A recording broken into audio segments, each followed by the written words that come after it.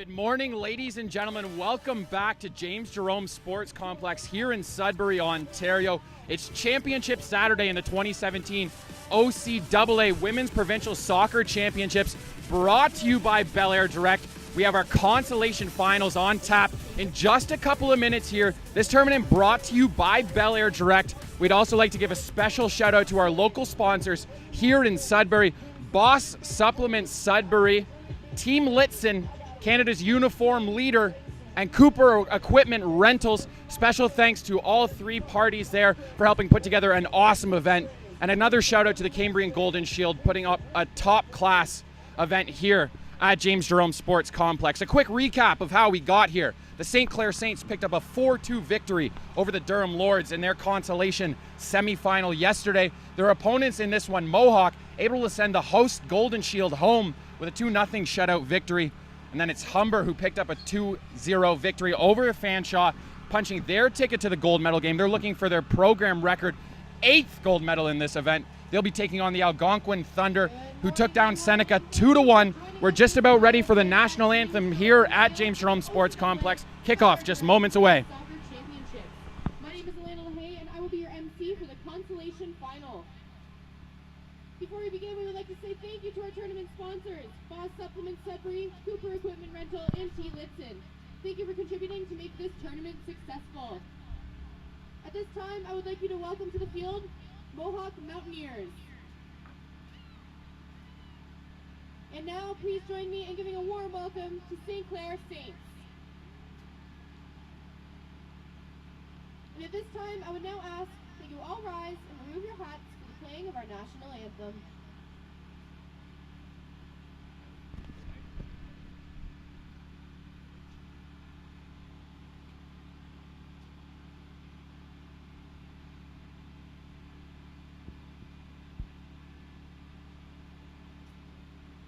As we wait for the teams to approach, we would like to remind all VIP members that there is some warm coffee and Timbits inside the main building. Please enjoy as the weather gets chillier today.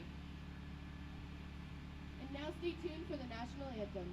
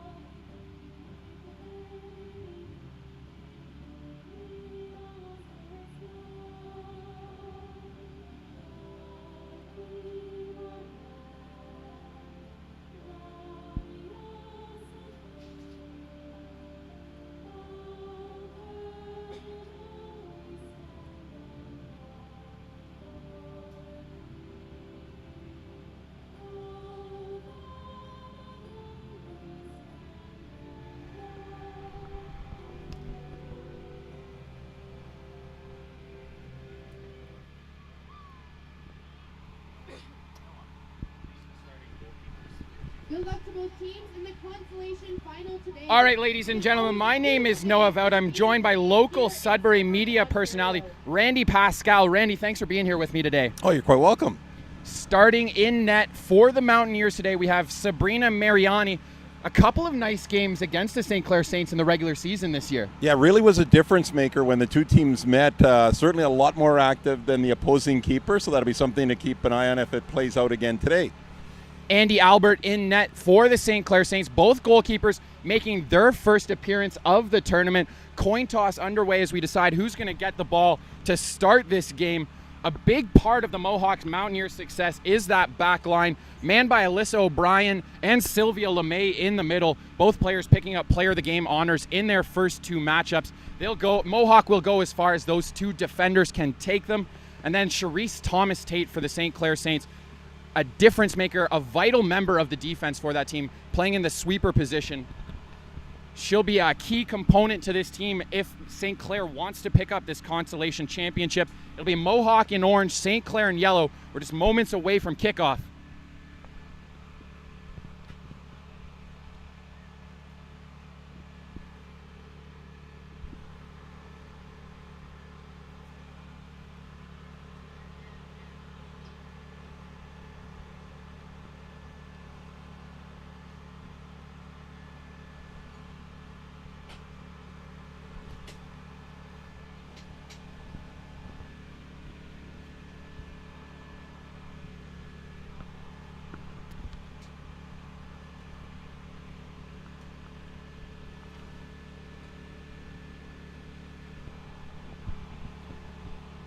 Appears as though the Mountaineers will start this game with possession. That is Jessica Johnstone lining up to get play underway. She picked up a goal in the Consolation semifinal game yesterday to get her team into this final. Warmest day of the weekend we've had so far here at James Jerome Sports Complex. A whopping 7 degrees at kickoff. Yeah, teams aren't going to complain about this one after going through what they've seen the last couple of days. Now if we can get the skies to hold off, no rain or snow, and it's a perfect day for soccer.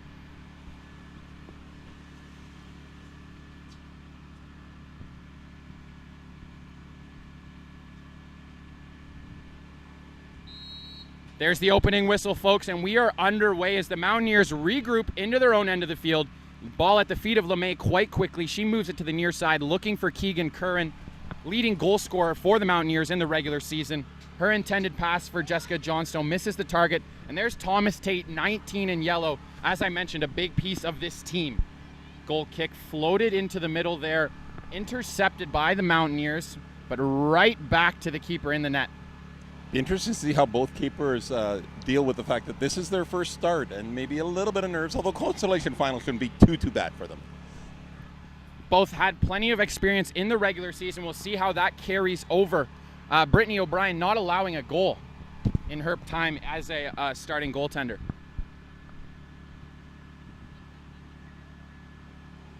Throwing on the near side for St. Clair.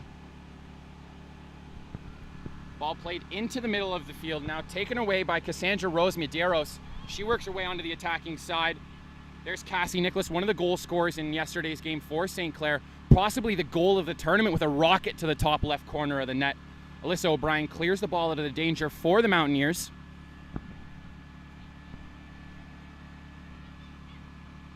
That was Caitlin Laughlin playing it back on the far side of the field for the Mountaineers.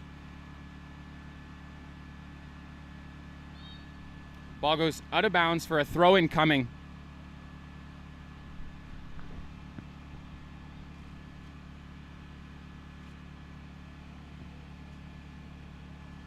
Pardon me, looks like it's going to be a free kick for Mohawk coming from the far sideline. O'Brien lining up behind the ball now. She lofts one, looking for Laughlin. Played down with a handball, going to be a St. Clair free kick.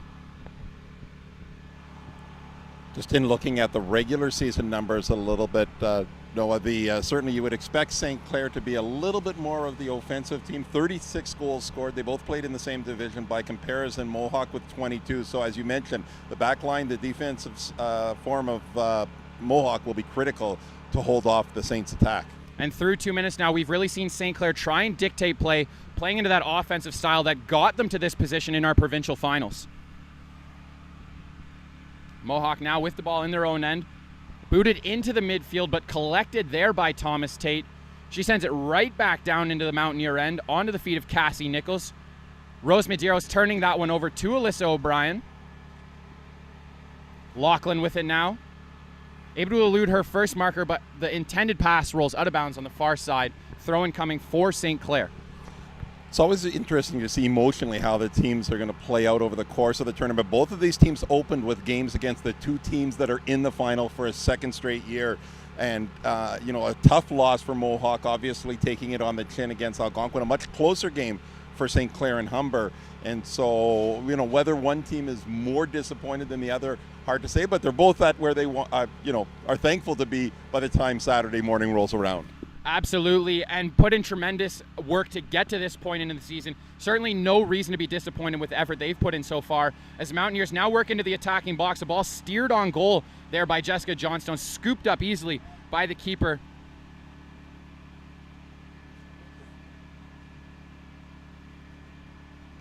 She sends a goal kick into the middle of the field, but it's the Mountaineers back on the ball once again. Cross heading into the box, rolls harmlessly wide. It's going to head out past the end line. Goal kick coming.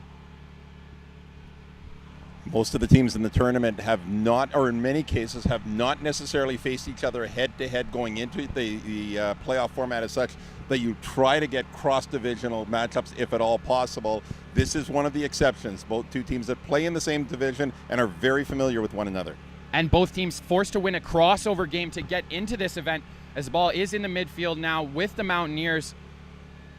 It was St. Clair taking down St. Lawrence 6-1 in their qualifier game, while Mohawk was able to defeat Conestoga 2-0 to get into this event. Here's Rose Medeiros with the ball now, working onto the attacking side. She tries one from distance. It's deflected by the defender. St. Clair still on the ball, but it's scooped up easily there by the goalkeeper, Mariani. Rose Medeiros showing the touch of a goal scorer, not afraid to take the strike from 30 yards out, which sometimes you don't often see. 6 goals in 10 regular season games for her. Picked up another one yesterday as well in the 4-2 victory over the Durham Lords. Johnstone loses the header there to Cherise Thomas-Tate, but it's cleaned up by Curran and then sent down to the goalkeeper. Kick coming. You would probably know this better than I, but I would assume the adjustment to turf, no adjustment actually for these two teams. They probably play on turf at home? The standard is for turf at these kind of events. It'll be a question of the quality of the home fields for either of these teams, but neither seem to have any problem with it through their first 2 games as the ball does roll out on the far sideline just onto the attacking side of the field for the Mountaineers. They take a quick throw in. That's Daniela Cardillo. She had a big game yesterday in the midfield as well. Working with the ball, advantages Mohawk. But Thomas-Tate there to clear the danger to the far side. Another throw in coming. Incratoli with the ball on the far side. She's going to defer that one to Alex Sabetta, the wingback involved at both ends of the field throughout the entirety of yesterday's consolation semifinal. Cassie Nicholas in a battle with Alyssa O'Brien. O'Brien able to come out with the ball, but it's right back to St. Clair's. They're trying to work down the far sideline. Lead pass finds Sabetta of the Mountaineers, and Mohawk attempting to regroup. Cardillo with it now. Worked back to LeMay. She goes to the far side of the field. Incratelli has it roll out of bounds off of a member of the Saints. About 6 minutes in, often what we'll see in a game like this is a little bit of a feeling out process. Both teams very cautious, not wanting to give up an early goal and not taking too many chances offensively. That may open up a little bit over the course of the game. Have to imagine with some experience facing each other, both coaches expecting something from the other team and game planning for it in the first 10 minutes. As the ball is steered out once again, going to be another throw on that far side of the field for the Mountaineers.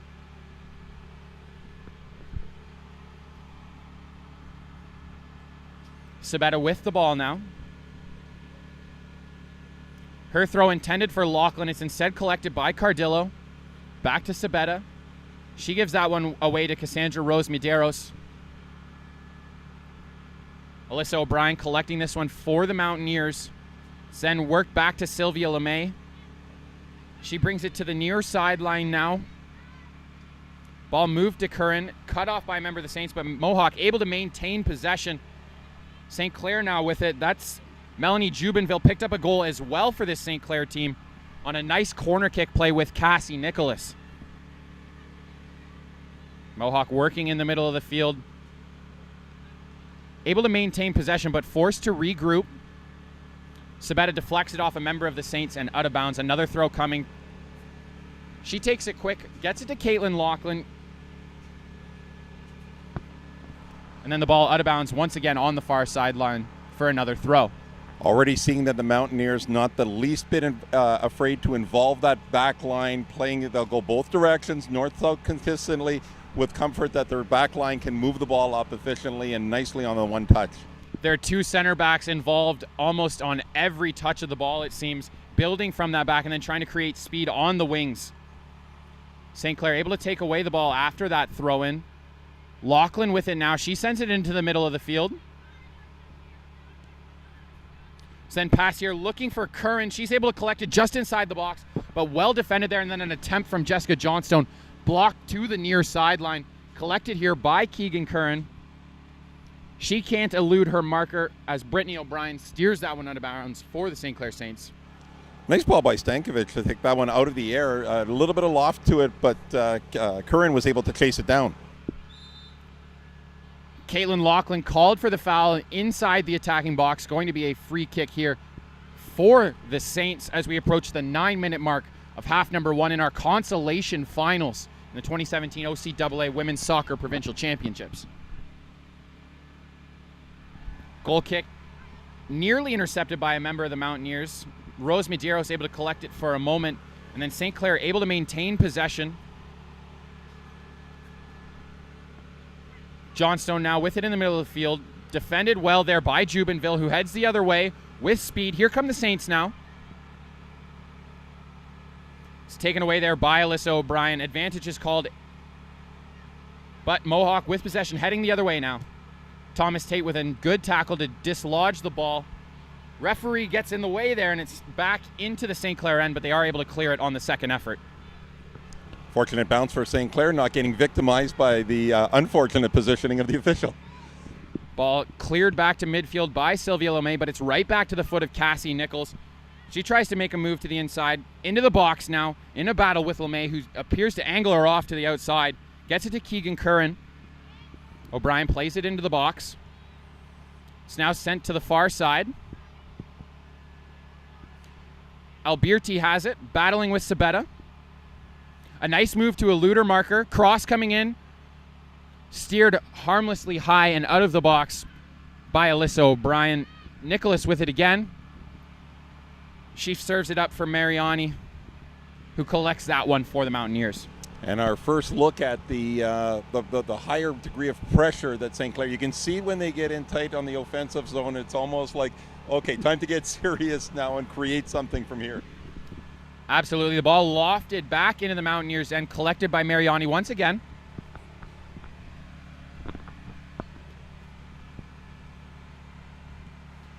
She sends a high goal kick into the midfield area. Gets it to Johnstone, but she can't get around Thomas Tate. Jubenville looking for Alberti on the far side. She heads it forward. Past Sabetta, but Sabetta able to get a foot to that one. Nicholas with it now in a battle with O'Brien. We'll probably see those two going head-to-head for most of this game. It's Mohawk who comes out with possession after that challenge. Here's Lachlan with it. Slowly working her way onto the attacking side of the field. Gets it past Rana. Looking for Johnstone there. Johnstone with it. Double teamed by two members of the Saints and unable to make a play.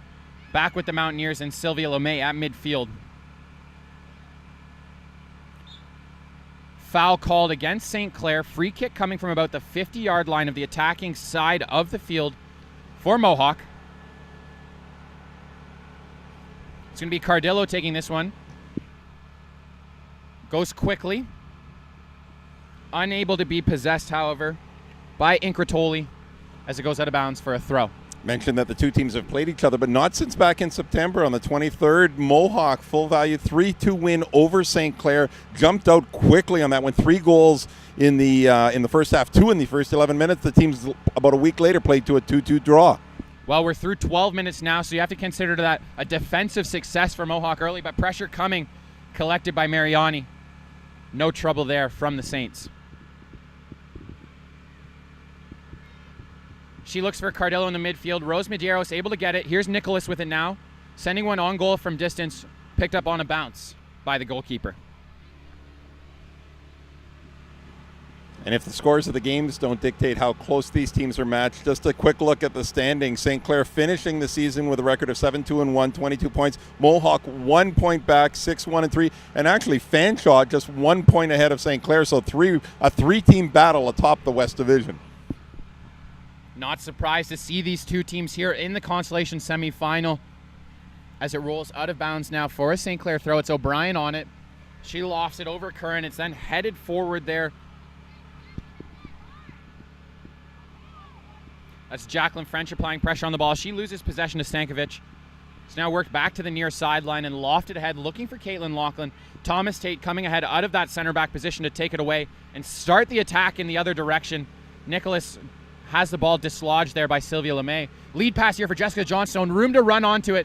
She makes it cut to the inside. Slows down just a touch. Gets Caitlin Lachlan. It's back to Johnstone now as they're forced to regroup. Good backtracking there from the back line of the Saints to stop a potential breakaway. Yeah, right after a well-played through ball by Stankovic, and you can see the effect that Charisse Tate Thomas has in there. Definitely a quarterback. A header there from Johnstone, unable to find the back of the net. It was a nice service from Keegan Curran. Ball cleared by O'Brien. Here's French with it now, trying to make a move to the outside. She's bumped off the ball, and it's forced out for a throw-in coming from St. Clair. Really good solid battle for possession there, shoulder to shoulder, no foul. Brittany O'Brien with the throw. Gets it to French. French bouncing it off a member of the Mountaineer and out of bounds once again. Going to be another throw, this time in the attacking third of the field for the Saints. O'Brien tries to get one into the box. It's cut off by LeMay and then sent out to the midfield. Jubenville and Lachlan looking for the ball. It's Jubenville with it. Her pass, though, finding Alex Sabetta of the Mountaineers on the far side.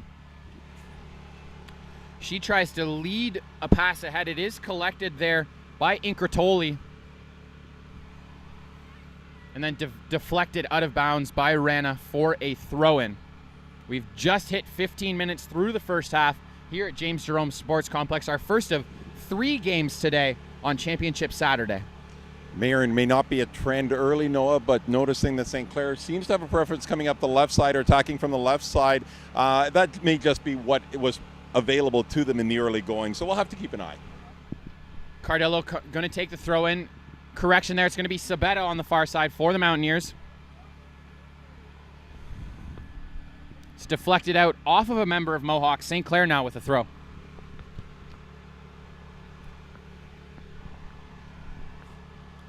Headed forward, but onto the foot of a member of the Mountaineers. It's now Lachlan. She's able to nudge it past Jubenville. Room to work now. Jubenville coming with the back pressure. An offer from distance taken on a bounce by the goalkeeper. Good job of marking by the St. Clair defenders, not giving Curran on the right side much room. That's who Johnstone was looking for, it appeared. Sabetta playing the ball to the near side of the field. Curran going to get there and control it. Plays it ahead past O'Brien. Ball does end up out of bounds, however, for a throw.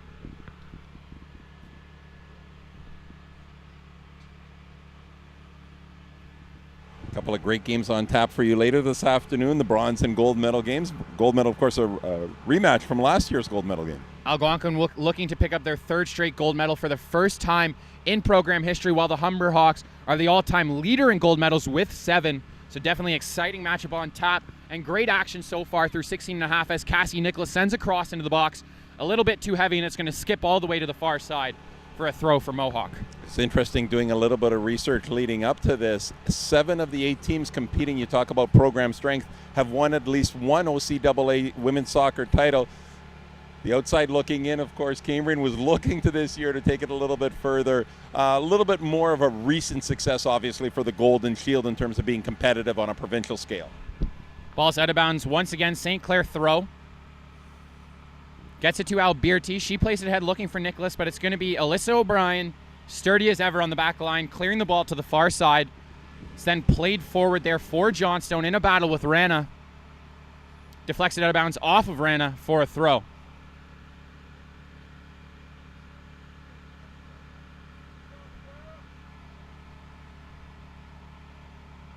Throw-in finds a member of the Saints, who fire it back up the far side. Another attempt for Sabetta on the throw. This time a little bit closer to the midfield line. She steps into one, looking for Incratoli, but it is taken away by St. Clair. Played ahead to Cassie Nicholas now. She tries to lead Rose Medeiros, but she can't get around Alyssa O'Brien. Takes a bit of a tumble, slow to get up, but she is back on her feet. Cherise Thomas-Tate heads one forward, cut off by Daniela Cardillo, whose pass is going to roll harmlessly into the St. Clair end and to the mitts of the goalkeeper. Of course, O'Brien already dealing with a little bit of a lingering knee issue. Where's the protection on it? So, nature of the position, right? Center back, you're going to have some tough challenges. Some physical battles for sure, but she looks ready to go. Here's Jubenville with it, plays it to Rose Medeiros, and there's O'Brien, unable to clear that one. Rose Medeiros all over it, still working her way, looking to get into the box. Alberti now into Nicholas. Sylvia LeMay there to clear the danger. And now Mohawk trying to head the other way. Lead pass for Curran. Looks like it's going to be Thomas Tate going to be the first one to get there. Goalkeeper able to scoop that one up for St. Clair.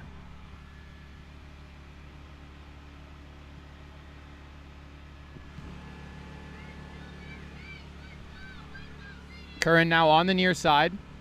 Trying to find a room past O'Brien. She looks for Lachlan. Thomas Tate there. Going to allow the ball just to roll out of bounds. Bit of a collision from Lachlan there. Her second foul of the game early.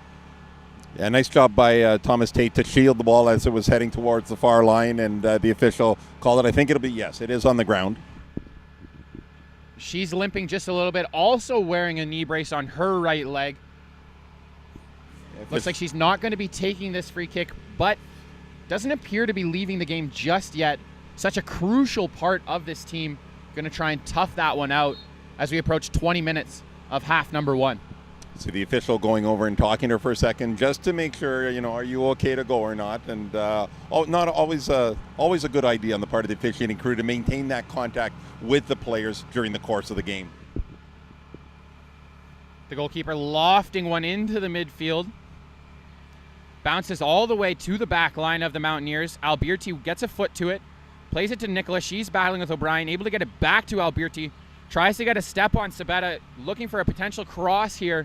Cuts back to the inside. Now into the box. Back around Sabetta once again. Not sure if that was an attempt on goal or looking for a teammate at the back post. Either way, it's going to float harmlessly past the end line for a Mariani goal kick. Well, if we touched earlier on the fact that St. Clair's preference is to attack from the left, then Mohawk obviously defensively is going to try to steer everything to their left, or St. Clair's right, if you will, as was the case there. And that shot, as you say, hard to tell whether it was a shot. It looked like it might be, but it floated. It was at least 10 feet above the crossbar. Goal kick there, deflected to the middle of the field by Curran. Lachlan looking for Johnstone, a little too heavy on that one as it rolls all the way down to the keeper.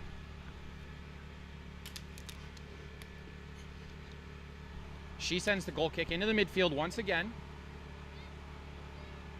where it's taken away, but then regained by the Saints quite quickly.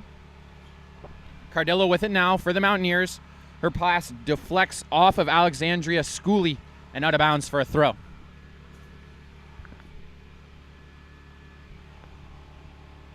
Down the far sideline go the Mountaineers, but St. Clair able to regain possession of the ball. Alexis Provost on the far side. Mohawk with a throw now.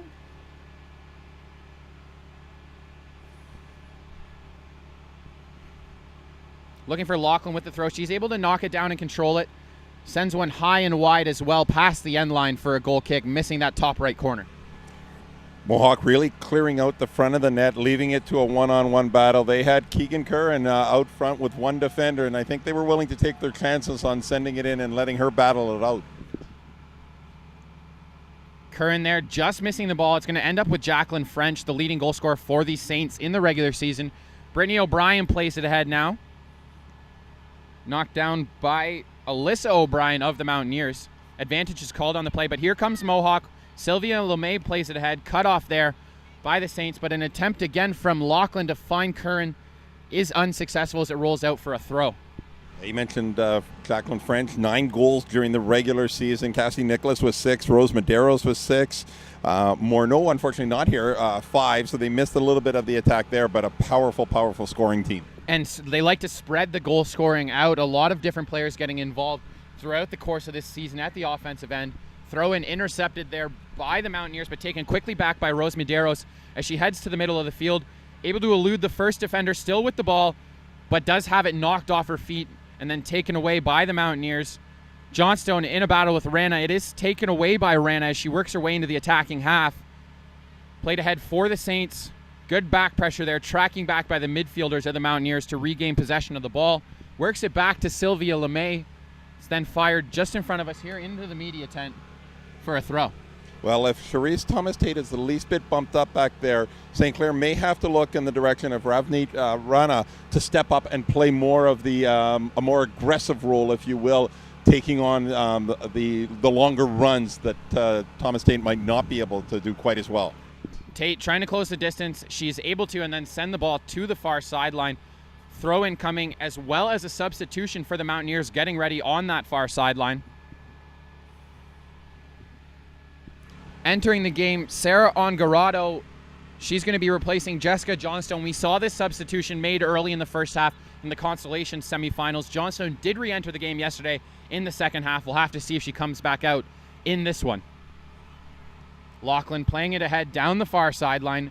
Put a little bit too much mustard on that one as it rolls out for a goal kick. just past the midway point of the first half. No, of course, no score yet. And that's not, if you look at the first two meetings, not terribly unusual. On the one contest, lots of scoring early, 5 goals. The second one, although the teams combined for 4 goals, didn't open the scoring until the 45th minute. A 3-3 draw on the shot board for the teams involved. 1 save each for the keepers so far, as Rana deflects the ball off of Lachlan and out for a St. Clair throw. Yeah, not surprising, a little more caution, I think, in this game. If we had tape of the first 2 encounters, probably a little bit more wide open, as the team is still learning about their teams back in September. Absolutely. Now confident in their abilities and in the ability to play through a full 90 minutes, as they showed in their second meeting, waiting until the 45th minute to put a goal on the board for either of these teams. Ball's deflected out of bounds by Rana. Another throw-in coming for Mohawk as they just work their way onto the attacking side of the field. Alex Sabetta here on the throw-in. She's looking for Caitlin Lachlan, able to win the ball forward, but it is taken away by Melanie Jubinville of the Saints. She'll just steer it out for a throw. We've talked a couple of times about the gold medal game, but the bronze medal should be a lot of fun. A Seneca Sting team that managed to knock off the host team in the opening round and then gave Algonquin Thunder everything they could handle yesterday with a 2-1 loss facing Fanshawe Falcons. So that one, again, having to come back from a tough loss the day before, see how both teams deal with it, but should be a good matchup. Absolutely. Ball rolls out of bounds on the far side line. Alyssa O'Brien on the throw-in, looking no worse for wear after that knock earlier in this first half. A header deflects off a member of the Saints, and then out of bounds once again. Mohawk now just inside the attacking 45 for a throw. Yeah, that looks like the ball may have skipped over the outside fencing. Of course, for those that are familiar with James Jerome and have seen play here over the number of years, not only do we have to worry about the soccer ball exiting the field, we have to worry about it being in the middle of Paris Street with lots of traffic out there. Out of bounds once again on the far sideline, this time off of the Mountaineers. It's going to be Provost with the throw-in for St. Clair. She looks for Alberti, but it's taken away by Daniela Cardillo. Played ahead to Charisse Thomas-Tate of the Saints. She allows it just to roll to her keeper. Ever since showing a sign of that limp, not quite as aggressive as Charisse Thomas-Tate. Here comes Keegan Curran now for the Mountaineers. Battle on the near sideline, ends up out of bounds for a throw-in coming from St. Clair. Yeah, you're right, Noah. Very, very noticeable. Charisse Thomas-Tate in the early going. We're used to seeing her out near the 40 to 50, challenging aggressively. Now you can see that little bit of a limp and hanging back a little bit. So St. Clair adjusting to that. More in a sweeper position now than a center back as she was early on. Curran now with room to work on the sideline. Challenged by Thomas-Tate, not able to get there quick enough, but the cross rolls harmlessly through the box, and now St. Clair heads the other way. Nope. No doubt a compliment to Thomas-Tate's soccer IQ, the ability to step back, and then maybe not have as much speed or aggressiveness, but still understand the game well enough to still be effective out there. Here's Nicholas putting an attempt on goal from distance. Sylvia LeMay able to get a shin to that one. Jacqueline French with it now on the near side wing. Plays it out off a member of the Mountaineers for a throw.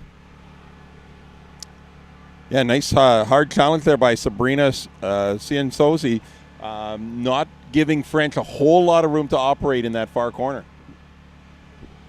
O'Brien on the throw-in looking for French. Cianzosi clears that one once again. Another throw-in attempt coming. One more try for French. Again, it's knocked away. And then cleared out of danger by Cardillo. Ball working its way down the sideline. One there by Lachlan. Past Rana. She's got room to run. Thomas-Tate, the only one back. 2 members of the Mountaineers on the attack. Lead pass in. Offside is the call. Just a step ahead there was Ongarado on the break.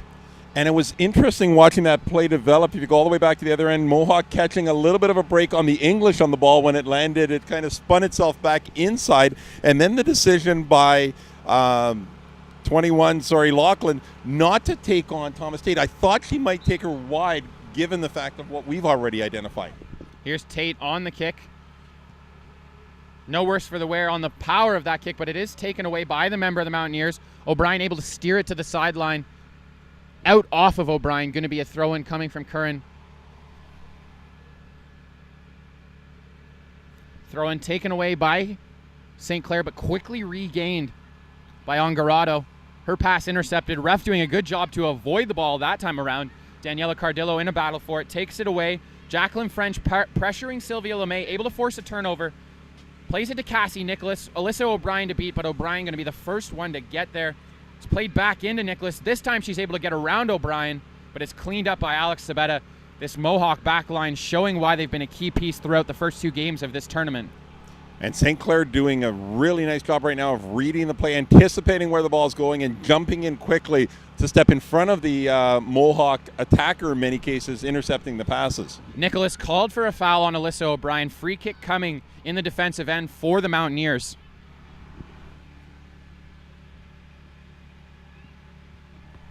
It's floated, looking for Lachlan. She collects it, knocked down by Rana, but with a handball, so it's going to be a free kick coming at about the 45-yard line on the attacking half for the Mountaineers as we just hit the 30-minute mark of half number 1. Always interesting to see the call on the handballs, because the officials seem to have drifted away from the non-intentional handball, if you will, the one that's to protect yourself. They seem to be letting it play more often than not. That looked like that might be the case in that one, but the official ruling otherwise at this point. O'Brien with the free kick now for the Mountaineers. Mohawk sending 6 players forward on the attack. Steered away by Jubenville of St. Clair. And then Alberti in a battle with Cardillo. Cardillo gets the ball, but her pass rolling out for a goal kick. 30 minutes now in the books already. Still no score. Mohawk and St. Clair, if you're just tuning in. Good back and forth action between both teams as we have a substitution coming again, this time for the Mountaineers. Appears as though Lachlan is going to check out of the game for this one. Didn't get a look at the number coming in. Danielle Datskew, I think it's number 12 if I'm not mistaken. Look to be correct there, and there goes the goal kick from the Saints. Action back underway here in our consolation finals. Thomas Tate in a foot race for the ball now. Nice move to regain possession and create space, using that lower body strength once again to shield the attacker from the ball, Now lofted into the midfield, but Sylvia LeMay able to intercept that one. Now head the other way with the ball. Rose Medeiros wanted a call for a handball. No such luck. Takes that one clean forward by the St. Clair Saints, but it's Sabetta now for the Mountaineers, forcing it out of bounds for a throw on the far side. Just moments ago, a chance to see exactly what we were talking about with Charisse Thomas Tate, just using her body. Still, even though maybe has lost a half a step with the early contact, certainly a very physical presence out there and able to protect the ball really well. And her soccer mind more than able to make up for that half step she has lost, dealing with a little bit of a lower body injury at this point in time. Ball played to the far side and out of bounds for a St. Clair throw just onto the attacking side of the field. Alexis Provost working her way back there to take the throw in.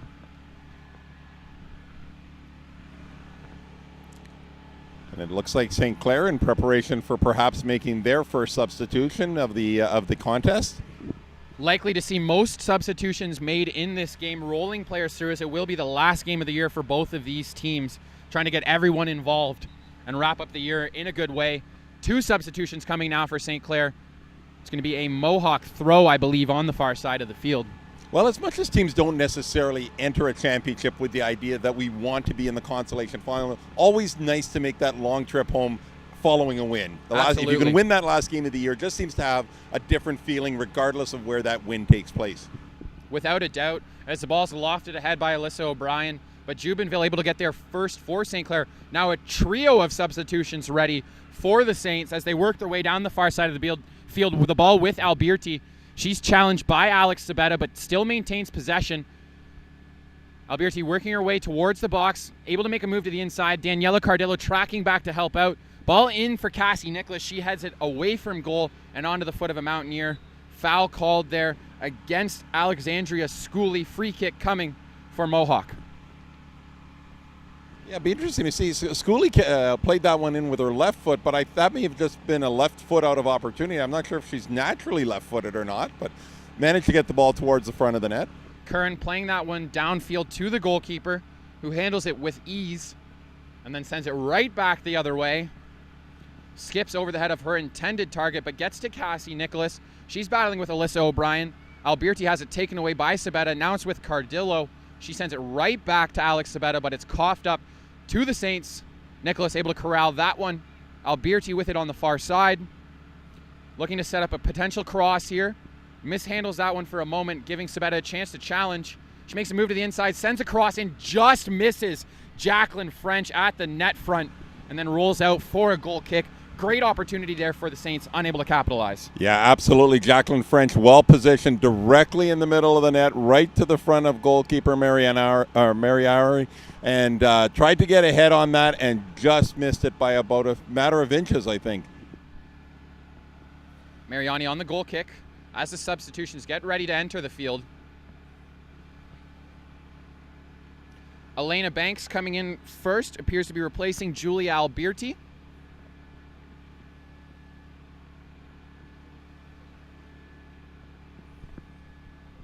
We'll fill you in on the other two substitutions once we get updated on who's just entered the game. Ball moved to the near side for the Mountaineers. Played ahead now over the head of Ongarado and to Cherise Thomas-Tate, who knocks it down to Jubenville. It's played back. Kern with an opportunity in a foot race now with Rana. Gets to the outside with possession. Plays one into the middle. Scooped up there by the goalkeeper. Right on the end line. Well, number 18, Danica Dupuis into the game for St. Clair, assuming the right fullback position. And we'll have to keep an eye out on the other one. 21. Looks like 21, Leah Berenz. Ball on the far side of the field, trying to cut back into the middle, but unsuccessful there. Were the Saints, now played into the midfield. Jubenville with it now. And I flipped my field position there for a second. Of course, Dupuis on the outside wing and not the a fullback position. So got my directions going reverse momentarily. Ball lofted downfield. Just missed there by Ongarado. Just able to recollect it for a moment. And there's Julia Alberti still in this game. Pardon me. Mistake on that first substitution. She deflects it out of bounds off of a member of the Mountaineers for a St. Clair throw. So, of course, it's the top of the St. Clair attack that is bearing the impact of those recent substitutions more than any other area of the field.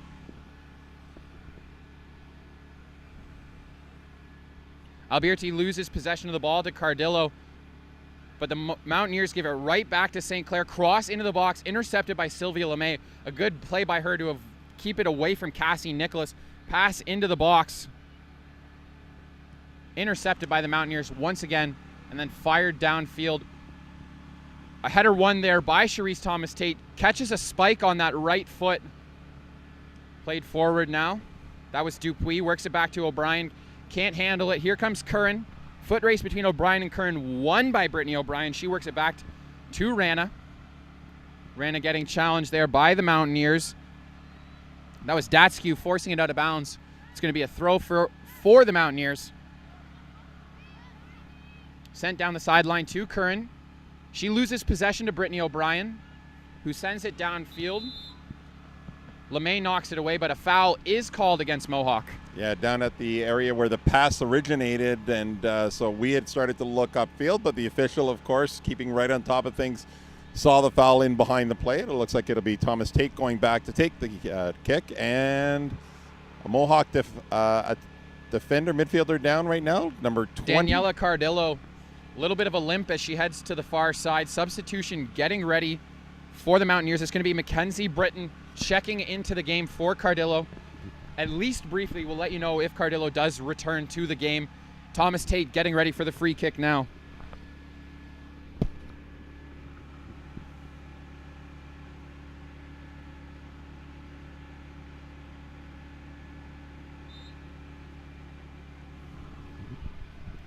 Thomas Tate plays it to Jubenville.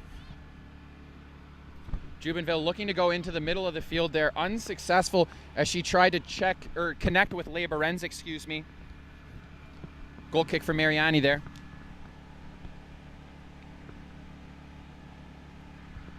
Taken away by the Mountaineers in the midfield. That's Stankovic with it now. Looking for Britton. It's deflected by Rana, and then Jubenville able to scoop that one up. Trying to start the counterattack on the far side of the field. There goes Elena Banks playing it forward. It's Alberti with it now. Alberti working to the outside on Alex Sabetta. Well defended there by 7 in orange, and then sent to the sideline. Not quite out of bounds, however, as Provost able to get there. Her cross knocked away by Alyssa O'Brien as we have 6 minutes remaining in regulation time in the first half between the Mohawk Mountaineers and the St. Clair Saints.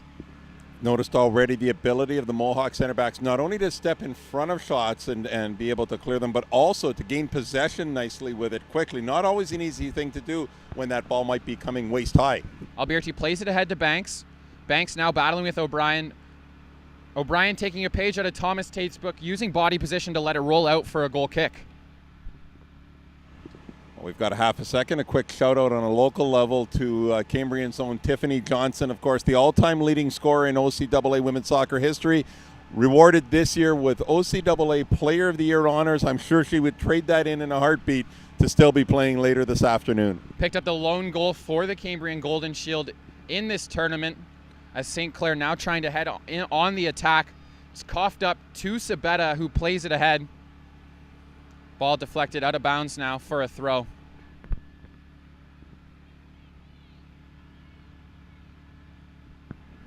The throw goes out of bounds off of Provost. Going to be a throw again for the Mountaineers, this time onto the attacking side of the field. Number of familiar faces around the field with the Cambrian soccer program, both men's and women's, helping out mostly in the role of volunteers, but obviously know a big part of the reason why the event has been so successful. Ball intercepted there by Brittany O'Brien. She looks for Dupuis. Dupuis plays it in the middle, but it's taken away by LeMay. LeMay gets it to the near side now. That's Dachu with it. Working back into the middle. Plays it back to LeMay. Has it taken away there. Berenz with it at her feet. Cutting past her marker. Lead pass here for Dupuis. Room to run with the ball. She's in the box now. Makes a move back to the inside, but it is well defended. And then sent into the midfield for Mohawk. Dupuis almost rewarded for a deft little touch about midfield, able to just tip the ball past her defender, created something, wasn't able to finish. Backing down into the box there was Julia Alberti. It's now Alyssa O'Brien clearing it, attempting to clear it for the Mountaineers. Alberti knocked that one down with a handball. Little less than 4 minutes remaining in the opening half, subject to injury time, and I don't suspect we'll have a lot of it. Really has been a very clean first half, even in terms of fouls. Not an overly large number of fouls and no cards to date. Smooth sailing through the first 42 minutes, and here come the Mountaineers again, but it's Charisse Thomas-Tate firing that one all the way down the field to Alyssa O'Brien. The two big defenders for the respective teams connecting on that one. Here goes Alberti with it on the far side. Cutting back to the middle, a nice move to avoid Sabetta, but can't beat O'Brien, locking it down as usual. The Mountaineers trying to work their way through the middle of the field now. It's going to be a foot race for the ball, won by St. Clair. A nice play there. That was Schooley winning it, moving it back to Jubenville. Here's Banks with it, slowing down the pace of play, works it back to Rana. She chips one ahead, looking for Alberti, able to beat Sabetta to the ball. Curran stepping in to help and then forcing a turnover. But Mohawk able to jump. The St. Clair Saints had it for a brief moment, but Mohawk does jump on that one, and now they're rewarded with a throw on the far side. Yeah, Mohawk midfielders and attackers having to be aware that the moment the ball is heading their way, St. Clair aggressively challenging on every single ball. So you pretty much have to know where you're going to go or what you're going to do with that ball the moment it arrives at your feet. St. Clair's defensive game plan seems to be to suffocate the midfield area, and they have done it effectively through 43 minutes, able to ease the load a little bit on Charisse Thomas-Tate. But when she's been called upon, she has been excellent back there in the sweeper position. Well, it's interesting to notice if she's favoring her leg at all running, it certainly doesn't appear to be affecting her kicking ability at all. Berenz looking for Dupuis. Foot race now for the ball. Going to be won by Ciansosi. She's going to try and let this one roll out. Can't quite get it to the sideline. Forced to play it up the near side now. Back into the midfield. Britton in a battle with Jubenville. And there's Jubenville jumping that passing lane. As you mentioned, here comes Kern for the Mountaineers. Brittany O'Brien again trying to let that one roll out for a throw. She is successful. St. Clair ball on the near sideline. Takes it quick. Getting it into Dupuis. Now into the middle. Looking for Banks. Instead, it's cleared by Stankovic of the Mountaineers. Header won by Melanie Jubenville of St. Clair. But right back with the Mountaineers. Mishit that pass, though, by Mohawk, and it's taken away by St. Clair. Played ahead by Schooley.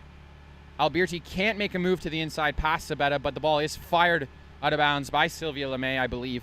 for a throw as we hit the final minute of first half regulation play. Alex Sabetta with outstanding body position there, really forcing the attacker to go around her if she's going to, and there simply wasn't the lane. The fourth-year player from Hamilton, a veteran presence on this back line, a shot there from Leah Berens harmlessly wide, past Sabrina Mariani for a goal kick. Going to be 2 minutes of stoppage time, it appears, added to this game. As we approach the final 30 seconds, Mariani with the goal kick. Mariani not nearly as busy and at her end of the field between the pipes, if you will, for Mohawk as she was during the 2 regular season encounters.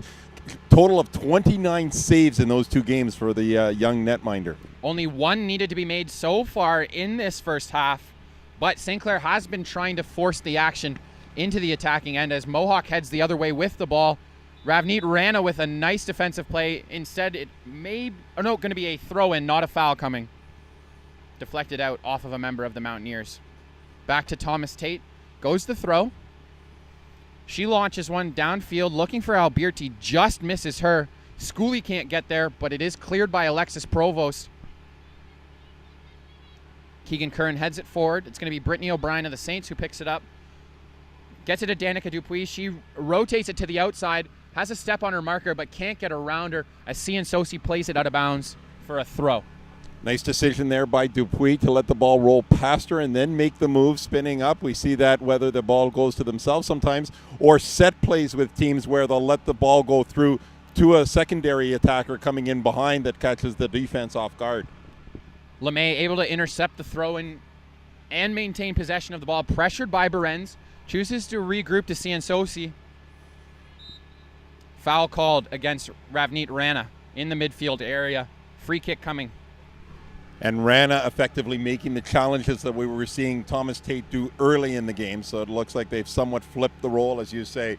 Thomas Tate looking now more in the role of a sweeper. LeMay going to take the free kick here. Her kick intercepted momentarily by the Saints, but played forward to Ongarado. An attempt from distance there from Laura Stankovic. A goal scorer with 4 in the regular season. That time she sends it high and wide to the right for another goal kick. Yeah, nice job by Ongarado to look for the support. She had body position, but was to her back to the net, so looking for support coming upfield. She's able to intercept the goal kick, but Thomas Tate clears it away. Berens battling now with LeMay, able to take possession for a moment, moves it to Schooley. Her pass jumped there by Sabetta. That veteran presence showing up in the soccer smarts, as I mentioned. Ball sent down the far side by the Mountaineers.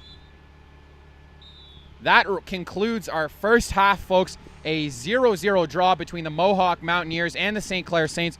Randy, what impressed you most through half number 1 in our consolation finals? Well, it had to be, obviously, first of all, the touch on the ball, very, very efficient on both teams. We're seeing a lot of good control. They managed to bring the ball down after some bouncing balls early in the game. The other thing is obviously the marking on the defensive side, and no surprise the effects of that, a scoreless draw as we sit looking at the last 45 minutes. Full credit especially to the Mountaineers' defensive line. Sabrina Ciansosi, Sylvia LeMay, Alex Sabetta, and Alyssa O'Brien doing an excellent job to keep their team right in this game, as it is a 5-4 shot advantage for St. Clair. Probably a slight possession lead for the Saints as well. Charisse Thomas Tate being the difference maker that she usually is, Randy, despite dealing with a little bit of appears to be a leg issue. Yeah, and a very quick adjustment made by the Saints. So this is something I'm guessing, I haven't talked to the coaching staff about, but they may have had to deal with at times during the regular season. So the moment, if that leg starts favoring her and there was a tough challenge early on, then they simply flip the positioning a little bit to allow her to take on another role. Caitlin Laughlin and Keegan Curran, each with a couple of chances offensively, unable to capitalize, but they are creating offensive opportunities. What's going to be the key for them to put one into the back of the net now? Well, it's going to be interesting because neither team has had a real quality chance yet. I mean, you've had some decent scoring chances, but nothing that you would say was high percentage scoring opportunities. I think on either side, it's going to be a matter of how to penetrate those back lines. I'm not sure. As you say, Mohawk has done a nice job of neutralizing much of what St. Clair offers, and equally at the other end, even with Thomas Tate now back a little bit further, that might require an adjustment as to what Mohawk thought they would see coming into the game. So maybe a little bit different tinkering in terms of how they want to attack. And we did mention the experience that these two teams have against each other. So the halftime adjustments are going to be crucial. We were talking about what appeared to be St. Clair's strategy to suffocate the midfield with Cassandra Rose Medeiros and Melanie Jubinville. They were outstanding in the midfield early in this one and throughout the entirety of the first half. What do you do if you're the Mohawk Mountaineers who've had trouble moving through the midfield and getting into the attacking side of the ball without lofting passes over the top of the midfielders? Well, it's just a general awareness of what the defense is doing. So having to react to the ball a little bit quicker, come to the ball, create that support that your teammates are looking for. You may have to shorten the distance a little bit. The longer the pass, obviously, the more time you're giving the defensive team to be able to step in front of it, to read and see what's coming. And if they're going to do it aggressively, you might have to come back a little bit more. Once you get that midfield, though, there's always a give and take to this. So if they're going to be aggressive on the challenge, it's got to open up a little bit of room behind them. And certainly Mohawk's got the type of team that can capitalize on that if the field opens up a little bit. As I mentioned, Curran and Lachlan, they would be the ones to take advantage of those open areas between the midfield and the defensive line. A quick recap of how these two teams got here. St. Clair with a 4-2 victory over the Durham Lords in yesterday's game. Outstanding offensive performances from Cassie Nicholas and Cassandra Rose Medeiros. Nicholas doing her best Christine Sinclair impersonation with a rocket to the top left corner of the net. Goal of the tournament so far, in my opinion. The Mohawk Mountaineers, they sent the Cambrian Golden Shield home a little bit early from their own tournament with a 2-0 shutout victory. Excellent work on their part. Offensively, Ongarato, Stankovic, and Lachlan, difference makers for their team. This is the first of 3 games on Championship Saturday at the 2017 OCAA Women's Soccer Provincial Championships. 2 exciting games on tap. What are you looking forward to most heading into the afternoon? I think they're both going to be interesting battles. Certainly the fact that we've got a rematch and the 2 teams that were likely most anticipated to make their way to the finals in the form of the Humber Hawks and the Algonquin Thunder. The Thunder, you know, that top team, the team probably with more of the target on their back, but Humber, a very, very solid program. But I think the bronze medal encounter holds a fair bit of intrigue as well. Seneca has been, if there's been maybe a surprise of the tournament, it might very well be the Sting. I know in talking to the Cambrian coaching staff coming into the weekend, the feeling was they felt they could get the better of the Sting. Yes, the Sting pitching the first upset of this tournament on the Golden Shield with that 2-1 victory in the quarterfinal matchup, looking to carry that momentum into the bronze medal game. The winner of this tournament will be heading to Nova Scotia November 8th to 11th for the CCAA Canadian Women's Soccer Championships. We're here at the OCAA Provincial Level Championships, brought to you by Bel Air Direct. We're playing in the shadow of Science North at the James Jerome Sports Complex. I just want to offer a shout out to our local sponsors in the Sudbury area. Boss Supplements Sudbury, Team Litson, Canada's uniform leader, Cooper Equipment Rentals. We're getting ready to get second half action underway in our consolation finals. I'm Noah Vout. I'm here with Randy Pascal. We'll be back shortly with second half action between the Mohawk Mountaineers and the St. Clair Saints. Stay tuned.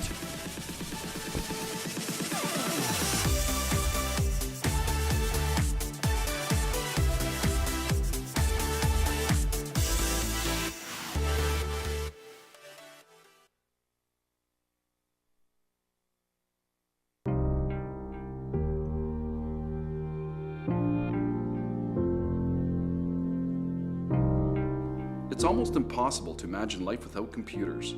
They've become such an integral part of our everyday lives. Businesses, manufacturers, educational institutions, hospitals, labs, homes, they all require computer network technology to function and to bring people together. We have incredible partnerships with Cisco Systems and the Microsoft Corporation. Our students gain up-to-date industry-recognized skills. It's really tough to find this level of training anywhere else. Our students really learn from the best. Our faculty have industry experience and amazing credentials. Each and every one of us is committed to setting our students up for success. Our graduates are great prospects for employers, and with several medals under their belts, it's easy to see why. What really sets our program apart is the hands-on experience our students gain. The majority of our work is spent troubleshooting real problems in live settings. Network technician students move on to even more training, or they start their careers right away. And our computer systems technology students can challenge industry certifications that open even more doors once they're out in the field. The industry is set to produce countless new jobs. Computer technology experts are absolutely in high demand worldwide. If you're looking for a career that offers variety, a competitive salary, and long-term growth, this really is your ticket. Every day there are new opportunities. In this field, you contribute real-world impact everywhere you go.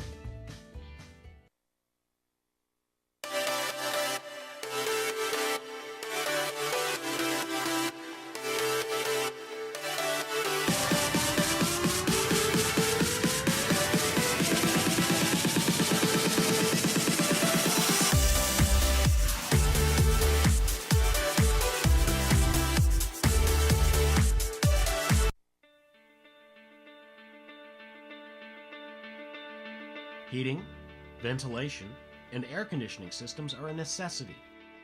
All human activity relies on HVAC in some capacity.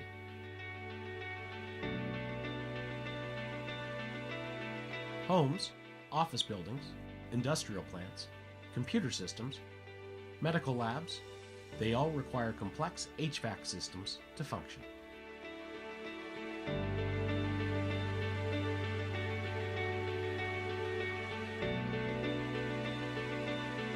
Cambrian students hone their skills on a wide range of state-of-the-art equipment in workshop settings and in our computer simulation lab. They learn from the best. We've got educators with the highest credentials within our walls. And each and every one of them is committed to setting students up for success. Our program is endorsed by the TSSA, and we are one of only 2 colleges in the province to offer certification level training for oil-fired and gas systems. Students can choose to challenge industry certifications that allow them to work in the field while continuing their studies, and graduates move on to related apprenticeships or start their careers right away. Graduates are great prospects for employers. They're gold and silver medal winners at skills competitions, and many of them receive job offers before they even complete the program. HVAC careers offer variety, respect, great salary, lifelong employment, and opportunity. The industry is set to produce countless new jobs as the market for HVAC systems expands around the world. HVAC technicians are problem solvers. They keep equipment running smoothly. They are the experts who make sure all spaces where we live and work are safe and comfortable. Skills that our graduates proudly bring to their job sites and their communities every day.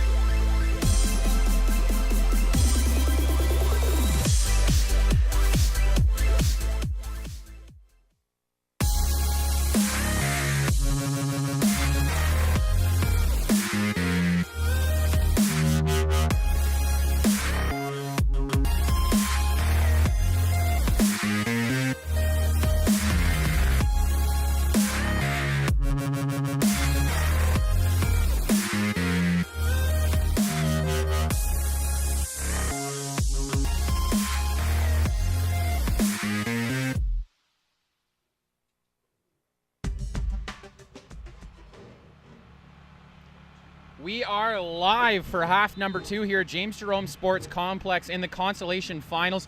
Noah Vout here with Randy Pascal for championship Saturday. It's a 0-0 draw after half number 1 between Mohawk and St. Clair, but some exciting action in this one so far. Ball floated on net from distance there by Cassie Nicholas. That one caught by Mariani. It's then intercepted by the Saints as Rana with it now. She sends it down the near sidelines. Does catch a spike, though.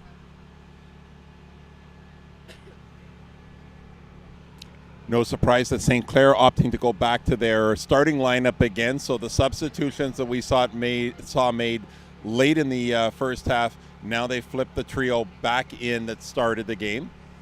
Yeah, both teams appearing to send in the offensive firepower once again as Caitlin Laughlin and Jessica Johnstone re-entered the game for the Mountaineers as well. It's going to be a free kick here for Cherise Thomas-Tate.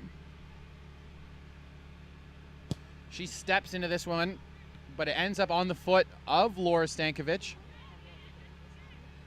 Headed up there by Cassandra Rose Medeiros. Bit of a ping-pong match going on right now as neither team able to gain possession. Foul called on the play. Free kick coming for Mohawk right around their own 40-yard line of the field. Just 90 seconds into the second half, and I get the feeling that St. Clair is willing to up the tempo even more now, really wanting to press matters. Headed ahead by Caitlin Laughlin. It's Melanie Jubinville with it. She coughs it right back up to Laughlin, however. Laughlin able to create some space. Her shot blocked by Rana. Great work on her part to deflect that one out of bounds on the near sideline for a throw-in. A true indicator, folks, of how nice the weather has gotten today on Saturday. Both teams opting to stay on the field for halftime as opposed to heading into the heated change rooms. A big change of pace there from what we've seen throughout the tournament so far. Ball deflects out off a member of the Saints. It's going to be a throw-in coming for Alex Sabetta of the Mountaineers.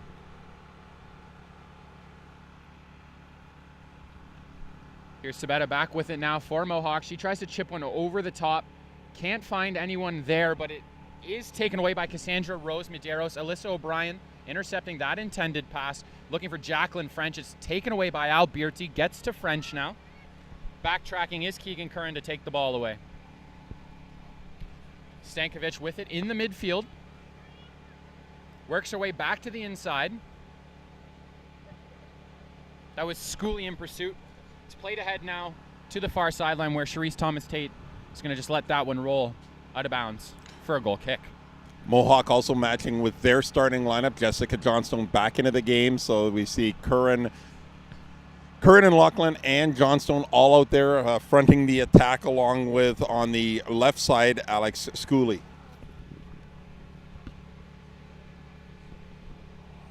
This is Andy Albert on the goal kick here for St. Clair. It's taken away by the Mountaineers briefly, but Cassandra Rose Medeiros plays it ahead to Jacqueline French. She can't control it, and it's taken by O'Brien. Curran tries to chip it ahead to Johnstone. Jubenville able to take possession for St. Clair. Melanie Jubenville trying to get wide on her marker here. Stankovic trying to keep pace. Jubenville back to the inside now. O'Brien to beat. Not going to be able to do it as Alyssa O'Brien shuts down that attack. Ball deflects off of St. Clair and out of bounds. Going to be a throw-in coming. That one out off of Alexis Provost. Nice inside-out move by Jubenville, although she may have tried to do one too many after beating her original mark. Played back to Sabetta on the near side for the Mountaineers. She'll loft it downfield where it's going to be Ravneet Rana running onto it for St. Clair. She goes back to Charisse Thomas-Tate, her center back partner, who fires it down this near sideline. Ball does end up out of bounds off a member of the Mountaineers. Correction there, the ruling is a throw-in for Mohawk. Schooley with the ball now for the Saints. Goes back to Rose Medeiros. She tries to go over the top for Alberti. It's going to be Alyssa O'Brien who gets to it first.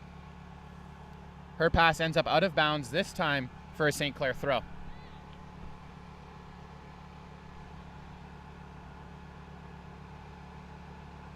Played to Jacqueline French. She gets it to Alberti. Looking to go back to French, but Sylvia LeMay able to knock that one away. Twice there she takes it away from the Saints. Still with possession now, trying to work back to the outside, battling with Schooley. Here's Lachlan with it now. Her pass intended for Johnstone, played back and taken by Charisse Thomas-Tate. And then it's deflected off of Jessica Johnstone and out for a throw. Provost taking that one quickly. Alberti with it. Nice move around her marker, Stankovic, but Sabetta all over her now, and then Alyssa O'Brien knocks it away and gains possession. Johnstone in a battle with Jubenville, using her body position to maintain possession, and now has a run with the ball.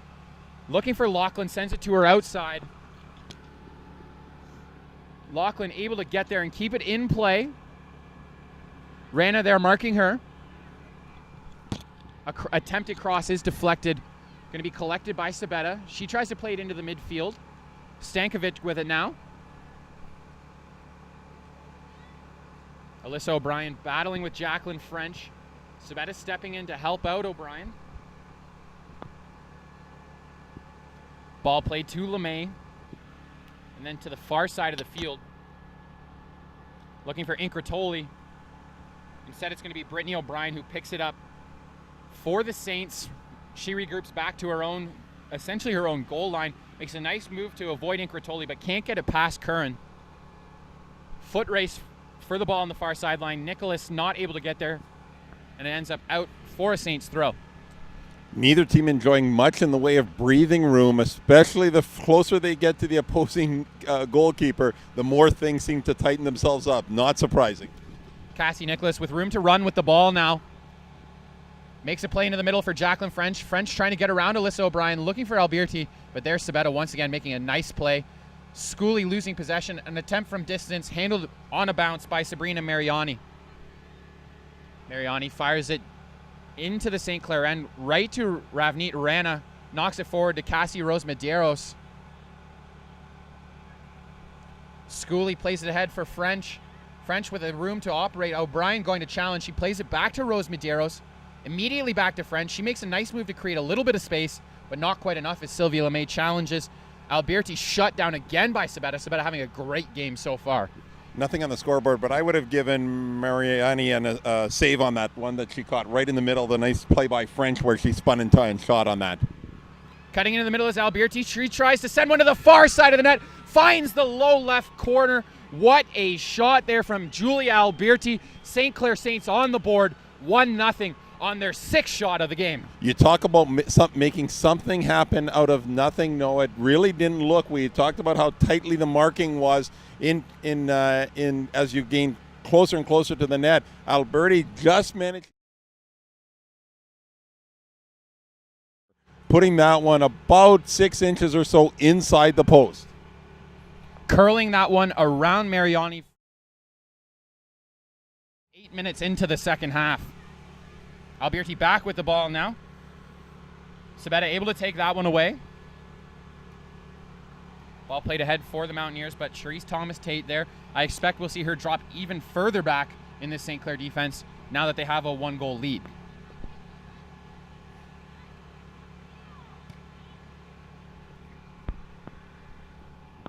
Ball's rolling down the near sideline and ends up out of bounds for a goal kick coming for Andy Albert. It's always tough to get a feel for whether momentum changes drastically at any point, but certainly my feel from the opening 8 minutes of the second half is St. Clair seems to have upped the tempo a little bit. Mohawk now, it'll be a matter of whether they can counter that and start to get it back, although they don't seem to need a whole lot to spark that offense up front.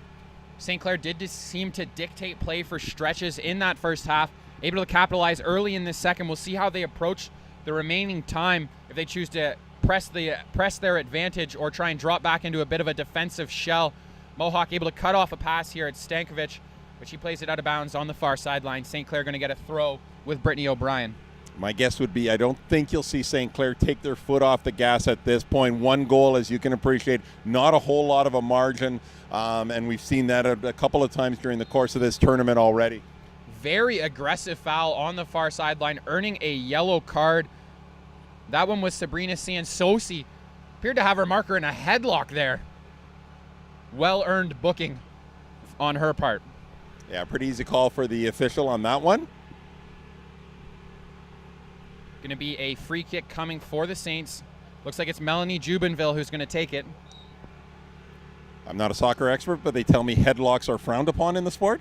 I do believe that is the case. Free kick played into the attacking side of the field. There's Jubenville back with it, able to avoid Johnstone with a nice little touch, but can't get around Stankovic. And here come the Mountaineers the other way. Lachlan in a foot race with Rana. A little bit of miscommunication there, but Andy Albert comes charging out to grab that one. Rana lucky she just barely touched that. Not called for a pass back to her keeper, allowing Albert to scoop that one up. Yeah, and communication may be a little bit of an issue at the back end. Of course, Tori Brown started 9 of the 10 regular season games for St. Clair. So in Albert, they don't have that same comfort level that they might have with the keeper that they're used to having back there more often than not. A throw-in coming for the Mountaineers on the far sideline. Gets to Johnstone briefly, but St. Clair able to regain possession quickly. Cassandra Rose Medeiros in a battle now with Johnstone. Johnstone wins possession. Mohawk with the ball now, working their way into the near side of the field, into the attacking third. Going wide. Gets a step. That's Datsky with it. A nice move back to avoid her marker. Played into the box. Foul called. Looks like it should be a free kick from about the 10-yard line. A very sharp angle for these Mountaineers. Appears it's going to be Stankovic who takes the free kick.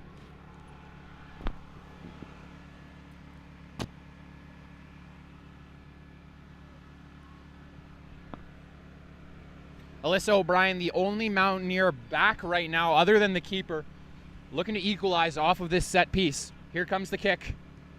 A low play into the box, steered away, looked to be Thomas-Tate who got to that one. She did come up limping once again. We mentioned in the first half she was having a little bit of a leg issue. Cross in from Lachlan, ends up behind the net for a goal kick for Albert. Yeah, Mohawk throwing caution to the wind on that last, as you mentioned, Noah, the set piece, throwing 8 into the box, and then the direct kick itself with only one defender back. Nothing really came of it thanks to the way St. Clair was able to defend. Goal kick taken by the Saints as Jubenville on the far side tries to work back to the middle past Johnstone, moves it to Jacqueline French, who can't contain it. Sylvia LeMay has it taken away by French, however. Lead pass for the goal scorer, Alberti. O'Brien able to clear the danger. But it's given right back to the Saints, and now Alberti plays it into the box. Is she going to be able to get there before it rolls out? She is not. Well defended by O'Brien, using body position to let that one roll out for a goal kick. Referee opting to let the players play. Good solid physical battle in there, but neither player any worse for the wear. It's going to be Mariani here for the goal kick.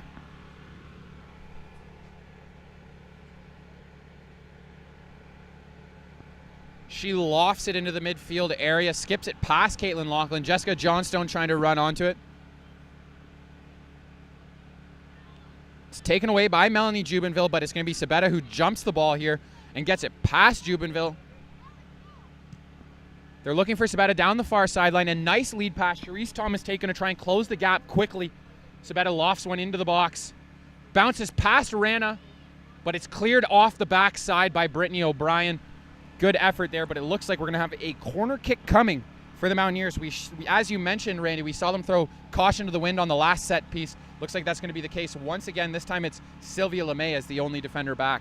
Absolutely. Mohawk recognizing they had numbers on the left side on the attack there, throwing the ball to an open area and letting the player run on it. And the cross in front proved a little bit more scary than I think St. Clair would have liked. It bounced a couple of times. Had a Mohawk player happened to have been Johnny on the spot on that, we might be looking at a tie score. Sabetta's now slid back to midfield as well. So 7 attackers in the box. Cross coming in. Looking for Jessica Johnstone. Caitlin Lachlan tried to get to it, but there's Cherise Thomas-Tate. Seems to be involved in almost every defensive stop for the Mountaineers. A long attempt from distance harmlessly goes wide. Yeah, Goal kick coming. I agree with you. I thought the ball was sailed in the direction of Johnstone, sailed a little bit over her head, but Lachlan alertly in the backdrop coming in on that and actually getting a reasonably good shot at it. Ball into the midfield now. Cian Sosi takes it away as it rolls out of bounds. A Mountaineer substitution getting ready. It's going to be Sabetta leaving the game. Nicole Anscombe entering in, the second-year player from Milton. Sabetta had a big impact on this game so far, but it was Alberti who beat her on the near side to set up the St. Clair goal. Interesting to see if Sabetta will re-enter this game at some point.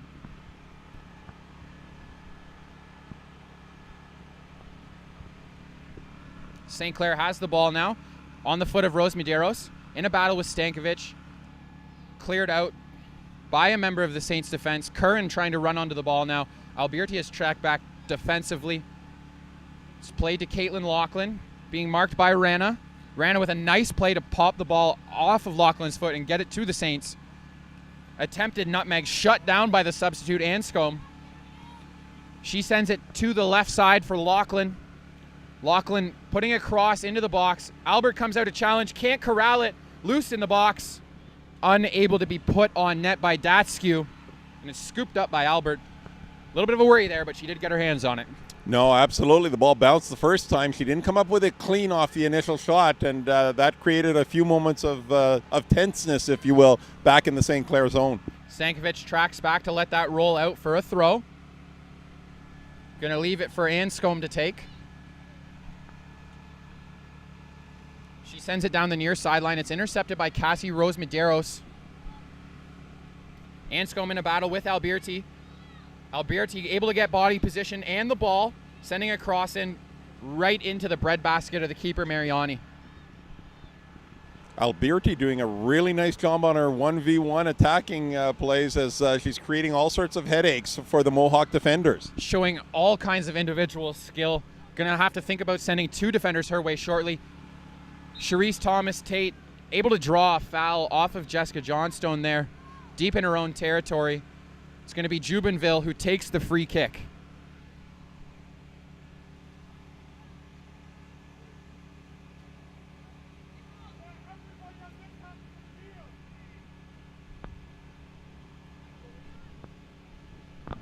Jubenville trying to get her players into the proper alignment.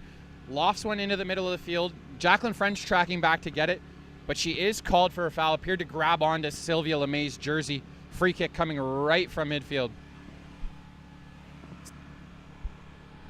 Take a look at this replay here, folks.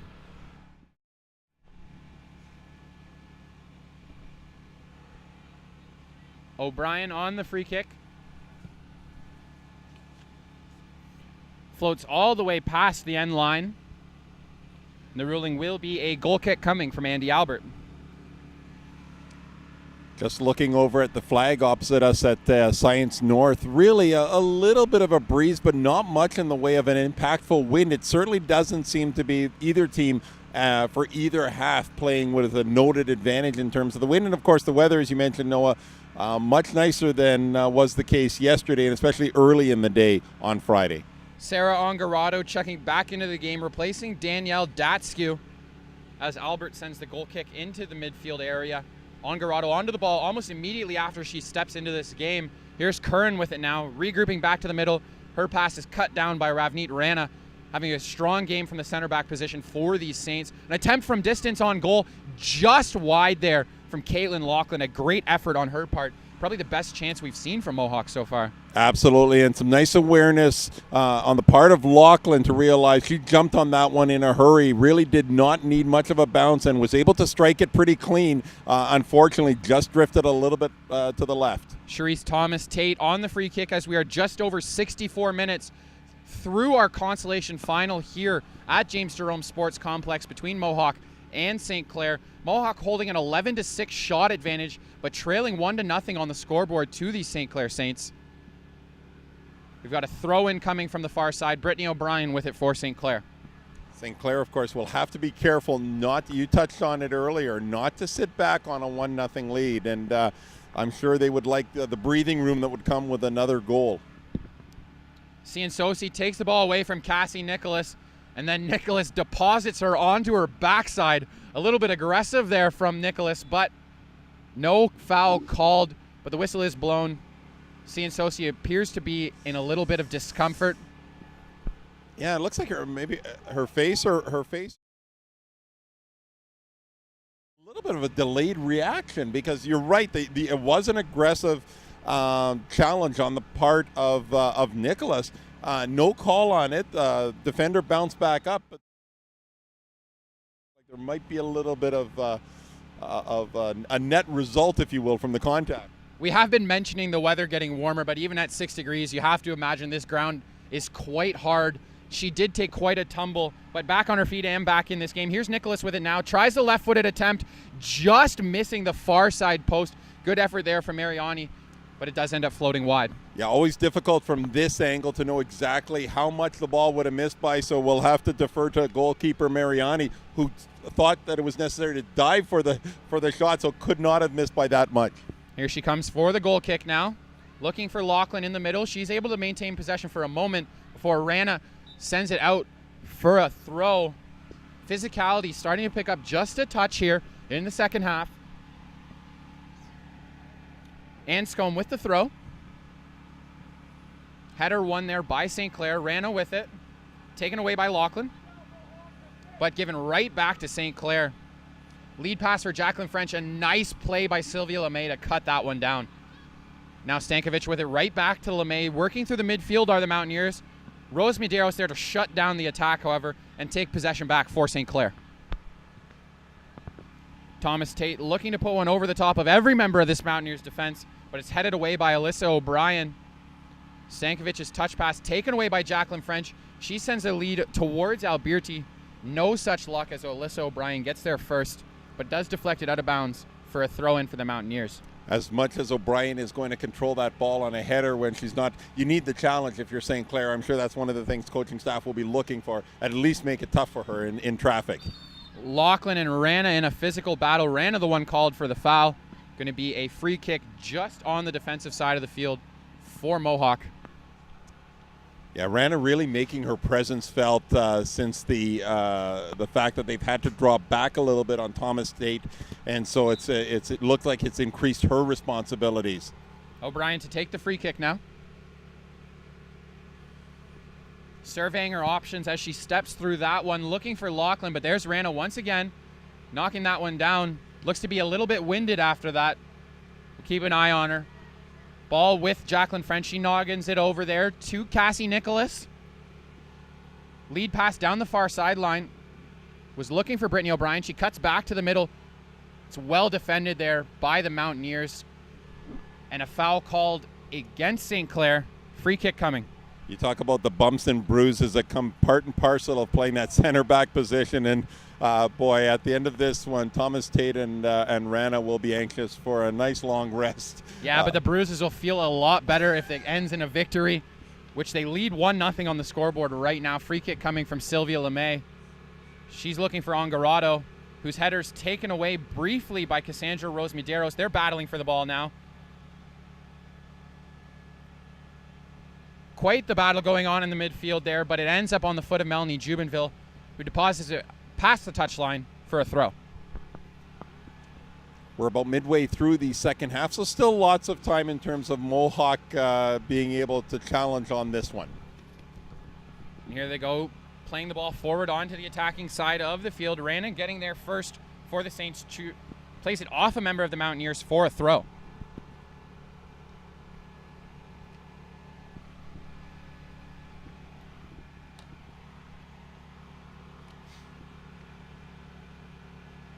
O'Brien on the throw-in for St. Clair.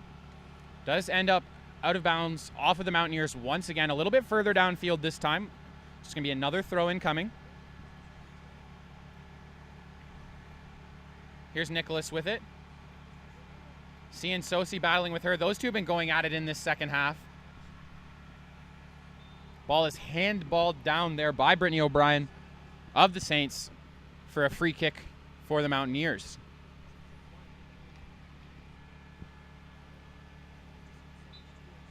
LeMay sending it ahead. Ongarato gets it. Regroups just a touch. Challenged by O'Brien. Makes a nice move to avoid her. But the ball does end up out of bounds. Ongarato with a little bit of a limp after that one. O'Brien looking for Nicholas. She puts one back over her head into the middle of the field. Ongarato takes it for a moment. Rose Medeiros able to send it away. Mountaineers throw. You hear so often, regardless of the sport, about the fact how defense seems to come to the forefront come playoff, come postseason time. These teams combined for 9 goals in 2 games when they played in the regular season. Just one up on the board 70 minutes into this consolation final. Battle on the far sideline. Looks to be a throw-in coming now on the far side. It's going to be O'Brien again for the Saints. She looks for Nicholas. Being marked there by Cian Sosi, who bumps it out for another throw.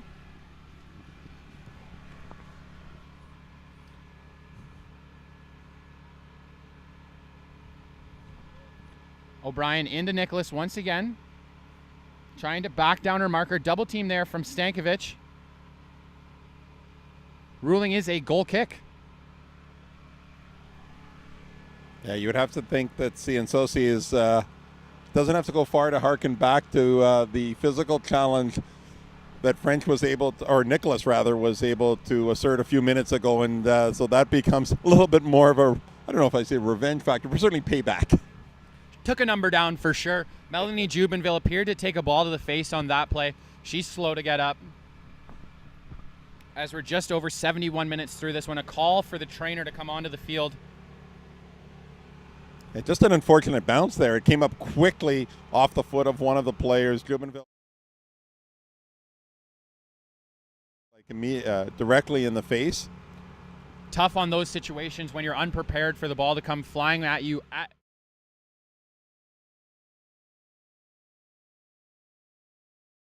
the field. And another case where the weather doesn't necessarily do you any favors. That ball just seems to feel that much harder once you start to get down closer to that 0 mark in terms of the temperatures. Absolutely. She's back on her feet and heading towards the sideline not even going to head towards the sideline, pardon me. Going to stay in the game from the looks of it.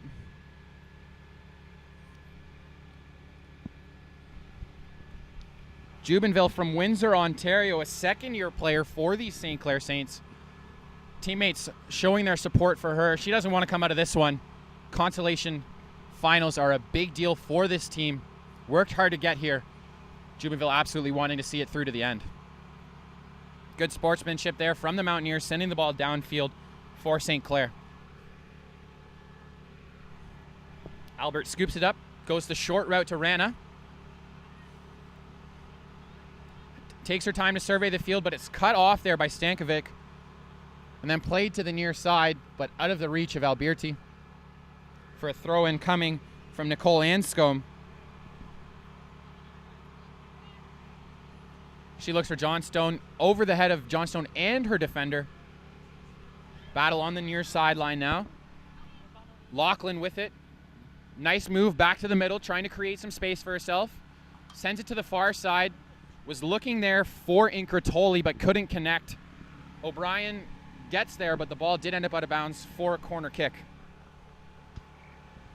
Looking to create a little offense there. A pair of 13s matched up on the far side, and unfortunately for Mohawk, that ball sailed harmlessly off towards the far sideline, but they still have possession. Alyssa O'Brien coming forward to take the corner kick. I count 7 orange jerseys in attacking positions for the Mountaineers. Looking to equalize off of the set piece. Had a glorious opportunity off of one of their corner kicks earlier in the game. Nothing doing on this one.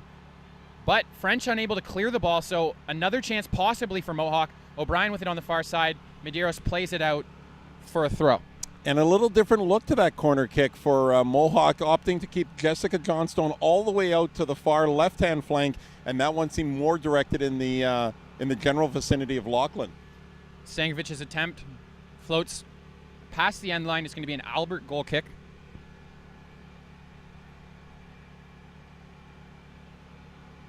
Thomas Tate going to be taking the kick as we approach 15 minutes remaining in regulation time in our consolation finals of the 2017 OCAA Women's Provincial Soccer Championships. One thing about this Mohawk team, they do have some height up front. Sarah Ongarato challenged there by Charisse Thomas Tate. Tate allowing that one to roll out for a goal kick by Andy Albert.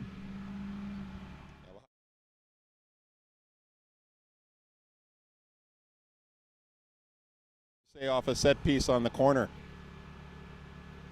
Nicholas here with it. Cian Sosi challenging.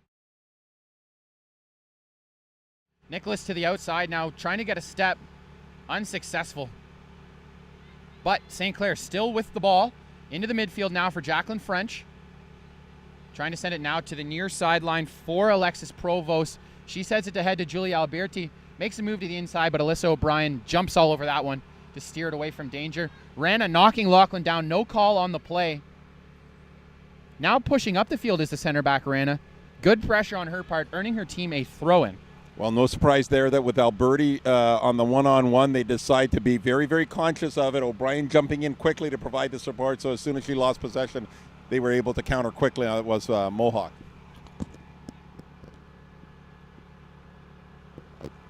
Throw-in from the Saints. Foul coming. Just a warning there. That one to Nicole Anscombe. The official hoping to have a word with her about that one. Just on the edge of the box was that foul. Precarious position to make an aggressive challenge such as that. Yeah, absolutely. And the official taking charge of that one as Anscombe appeared. Yes, I hear you, but I'm not really going to pay attention to you. And the official would have none of it. No, at least if I'm going to give you the break of not calling it a card, at least do me the decency to listen to what I have to say. Absolutely. Nicholas coming on the cross. She floats one on goal, but right into the gloves of Sabrina Mariani. Saved easily there and then sent downfield. Played back by the Saints, however. Yeah, Mariani nice and aggressive because the ball arrived just a moment before the wave of St. Clair attackers. Good composure on her part. Throw in coming from the far side of the field for the Mountaineers.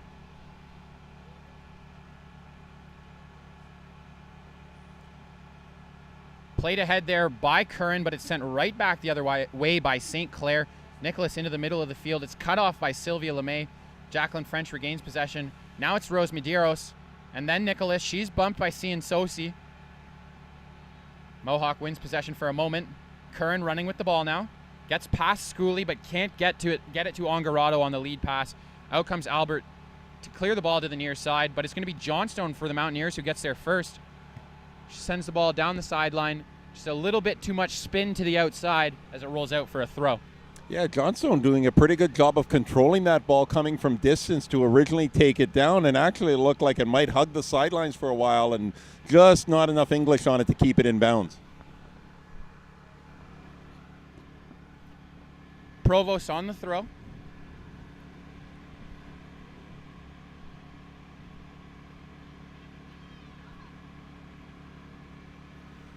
She gets it into Alexandria Schooley. Schooley loses it briefly, but it is back with the Saints. Foul called. Again, this one against Anscombe. Excuse me, that one called against the Saints. A free kick coming for the Mountaineers. Stankovic taking it. No doubt that Anscombe brings an element of feistiness into the mix right off the bat, and maybe that's what Mohawk was looking for. Yeah, absolutely showing some aggressiveness on this near sideline for her team. And then on the far sideline, we're looking at a throw-in coming for the Mountaineers. Ciansosi going to take that one.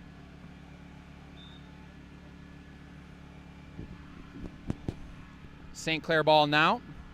Yeah, handball called. It bounced up on the Mohawk attacker. Free kick coming here. It's going to be Jubenville to take it as 3 substitutes get ready for St. Clair with about 11 minutes remaining in regulation play. A 1-0 lead for the Saints, but they do trail 12-8 on the shot chart to the Mountaineers. Only 1 save, though, needed from the keeper, Andy Albert. Alyssa O'Brien heads it forward into the midfield. Chipped ahead by Stankovic, but it's Rana who gets there first.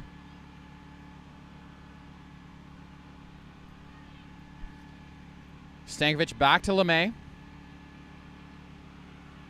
LeMay being challenged, able to avoid Jacqueline French, still with the ball at her feet.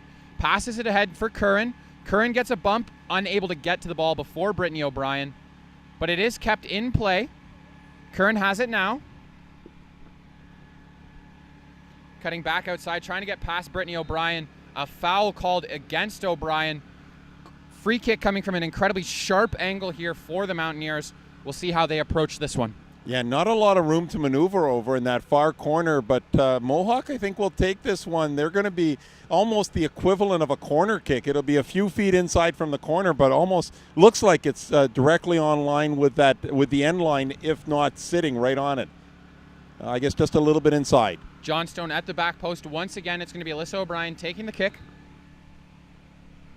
She steps into this one, sends a mid-level cross, but it's cut off by a member of St. Clair. Needed to elevate that one to get it over the top to Johnstone as the ball is sent out of play for a Mountaineers throw. St. Clair very aware of not getting a hand on it, however, getting the body, getting the chest on the ball, but keeping the hands out of it. The last thing you want to do is give up a penalty kick at this point. O'Brien's cross deflected out of bounds off of Cassandra Rose Medeiros. Quick throw taken. Right back to O'Brien now. She sends another cross in. There's Thomas Tate sending that one away. Can't quite get to the second ball into the box, however, but it is Rose Medeiros able to clear it. French can't quite get all of that one. Foul called there against Alberti. Took down Sylvia LeMay, earning a free kick for Mohawk right around the 40-yard line of the attacking side of the field. The Sudbury scoreboard causing a little bit of confusion, at least for yours truly, looking up and seeing 01 minutes, but it's actually 81st minute, so one of the lights out here, so we'll get Sudbury city workers on that immediately. Referee just ensuring the wall is the appropriate distance away for this free kick for Alyssa O'Brien's effort. We'll see if she attempts one on goal from this distance. It has been moved up to about the 36. It's Lachlan who takes the shot. A low one right into the wall. An excellent job there defensively by the Saints, who then fire it out of bounds on the far side. Yeah, Mohawk will need to be a little bit better on those opportunities that they're getting. We mentioned about the elevation missing on the last quasi-corner kick, if you will. I'm sure Lachlan would have liked to have that one up another few feet, not into the shins. 5 substitutions coming into the game right now. 2 for the Mountaineers, 3 for the Saints. We'll try and keep up with the changes as quickly as we can and get you guys updated. Yeah, part and parcel, I think, of the final game of the year for both teams. 10 minutes remaining, a consolation final. And as much as it's still very much up for grabs, both coaches really trying to get players a little bit of playing time before they call it a year. Absolutely, especially the young players who will be back for their respective teams heading into next season. This kind of experience doesn't come around very often as Lachlan floats one in on net. Albert muffs that one but jumps right back on it.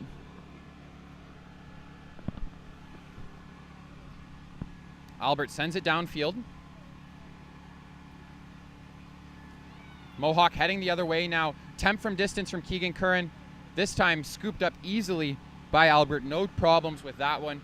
She's going to send her team back the other way with 7 minutes remaining in regulation play. We've seen a couple of balls, though, be handled with a little bit of a challenge for Andy Albert. And so if you're Mohawk, you're going to want to make sure you always have that attacker going in case of rebound. According to our media pamphlet, this is her first appearance in net this year for the St. Clair State Saints. So doing a really good job so far in this one. Cherise Thomas-Tate going to be taking the kick here. Another substitution coming in for St. Clair. Elena Banks entering the game, replacing Cassandra Rose-Medeiros with 6.5 left in regulation play. Banks did see a fair bit of playing time in the first half, so no surprise to see her back on the field now. Here's Thomas-Tate. Her kick taken away by Curran just for a moment, but the ruling is a foul and a free kick coming for the Saints. Mohawk now having to be conscious of that clock, the scoreboard. 6 minutes remaining in terms of standard time, and probably a few minutes in injury or stoppage time will be added on. Thomas-Tate to take the free kick. Floating one down the far side and out. Now a throw in for St. Clair. Of course, best option if you're St. Clair and you want to protect that 1-goal lead, ensure that the ball is at least 110 yards away, or meters away, I guess. Ball steered out of bounds, this time off of a member of the Saints. Was Elena Banks who played it out for a throw-in for the Mountaineers as they try and head down the far side. It's now into the middle. Caitlin Laughlin beat to the ball by Ravneet Urana. It's chipped over the top, looking for the Mountaineers, but Albert able to grab that one. No problems there. She sends a kick into the midfield area, looking for Curran. Banks going to cut it off. But Curran heading the other way with the ball, gives it off to Laughlin. She drops it back to Stankovic. Nichols with the back pressure, but Stankovic still with the ball. Battle on the far side between the two number 13s. Won by the Saints as it rolls down the sideline for a Mountaineers throw.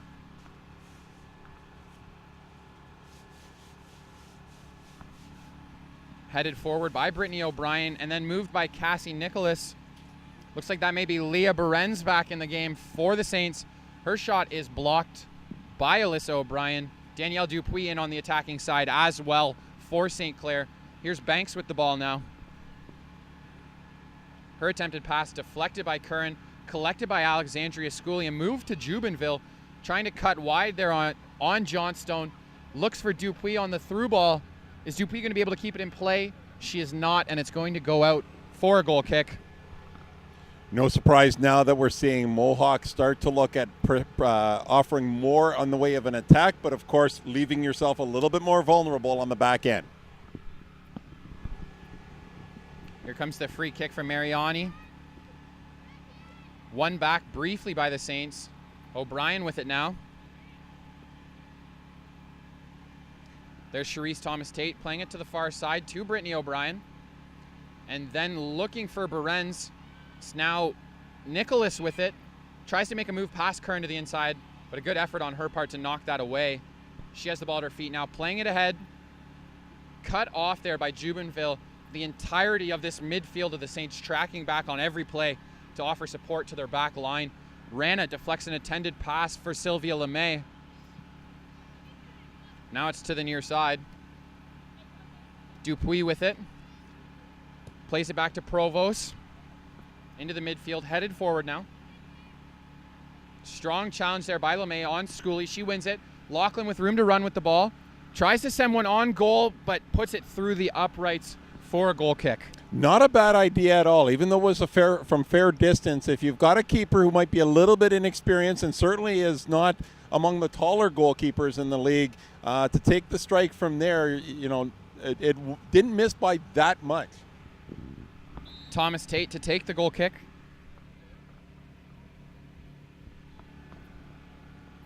Headed away by Stankovic. And now Curran trying to get it. Brittany O'Brien beats her to the ball and sends it on to her attacking side of the field. Berenz in pursuit. It's going to be O'Brien who gets there for Mohawk. Eluding Berenz there with a nice move to the inside of the field. Plays it ahead to Stankovic. Here come the Mountaineers. A little bit of a room to operate. Now it's on the far side of the field. That's Sturm with the ball, playing it into the middle. Julia Sturm's intended pass goes out for a goal kick. Thomas-Tate again down, slow to get up. That entire challenge or offensive opportunity really created at the back end by O'Brien. nice job to sidestep the one attacker, and then a really sharp pass up the middle, and everything kind of flowed from there. Alyssa O'Brien, the focal point of this team in all facets of the game, as Charisse Thomas-Tate is back up on her feet.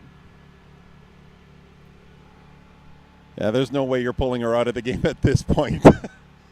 No, well, I maybe actually. No, it looks like it's going to be Alexis Provost heading to the sideline. Right. Jacqueline French checking back into this game. We'll see where they slot her in. She was playing at the forward position throughout much of it, but replacing a defender here. Yeah, I'm just looking in the direction of Thomas-Tate, and she is really hobbling. But with 88th minute, 89th minute, she's going to try and tough this out. Absolutely. The Saints playing the ball high into the air and then out of bounds. Mountaineers going to get a throw in the attacking side. Looking there for Sturm. Julia Sturm collecting this one. Plays it back now into the midfield. It's Lachlan trying to work it to her left foot. Cuts back on Rana. Done an excellent job, Miranda has, of locking down Lachlan all game. An attempt from distance there from Nicole Anscombe. Well wide of the net for a goal kick. Looked like the pass may have caught her a little bit by surprise. Startled her. It took a second to react to it, but still not a bad delivery from distance. Thomas-Tate going to take this goal kick.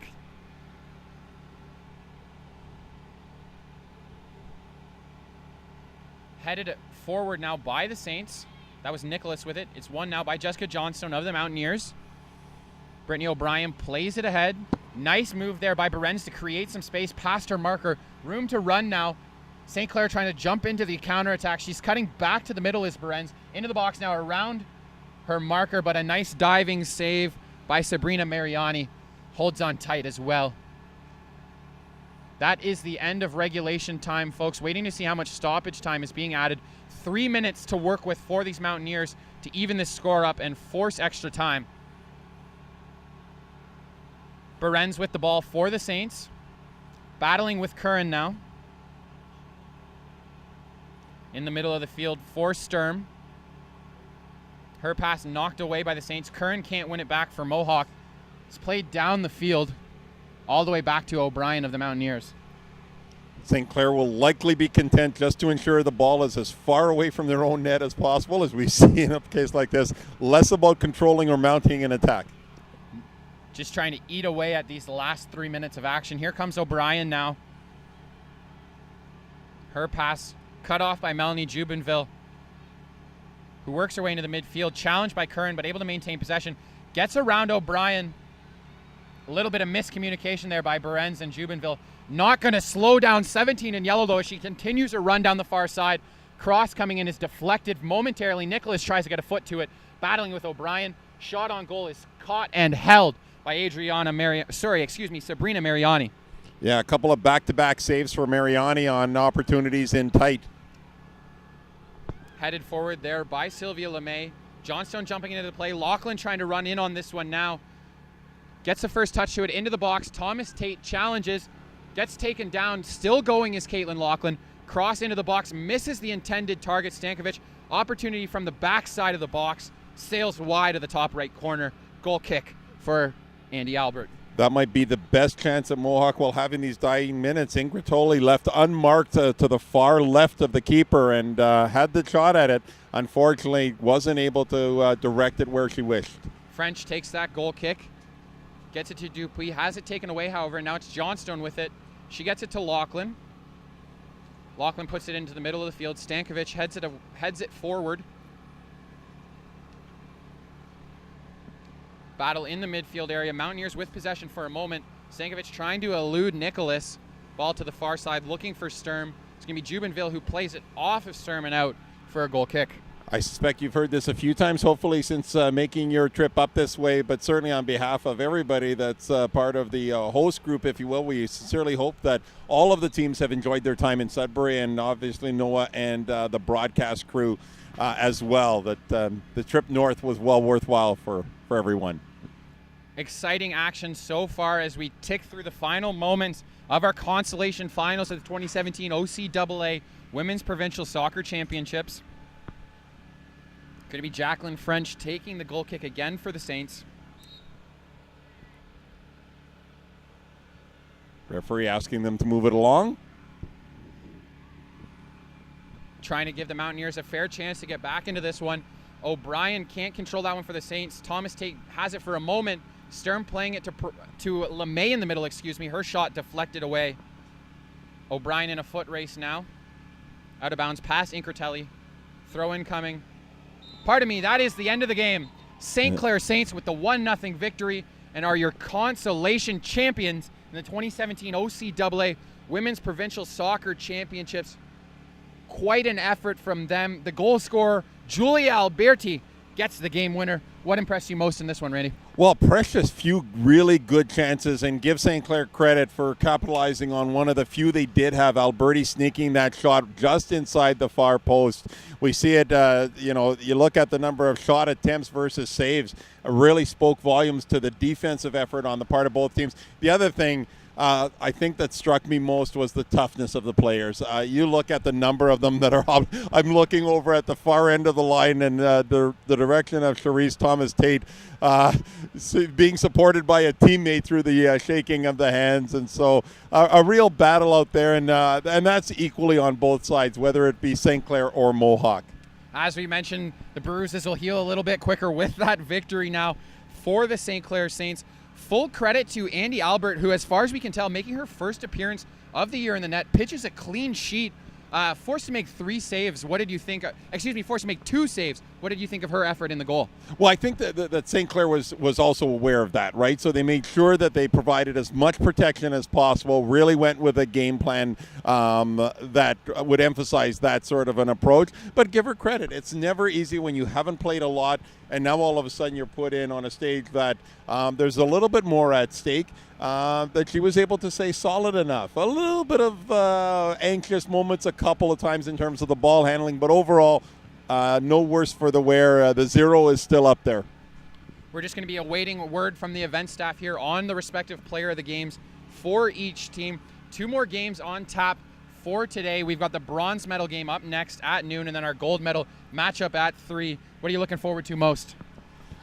Well, I think the rematch. I whether or not Humber can kind of duplicate, can take a page out of the Seneca book from yesterday, and maybe even a year ago when when Cambrian took Algonquin to overtime and were near the upset at last year's playoffs. So if you watch those games, maybe you pick up a little bit in terms of how to put a dent in that powerful Thunder attack.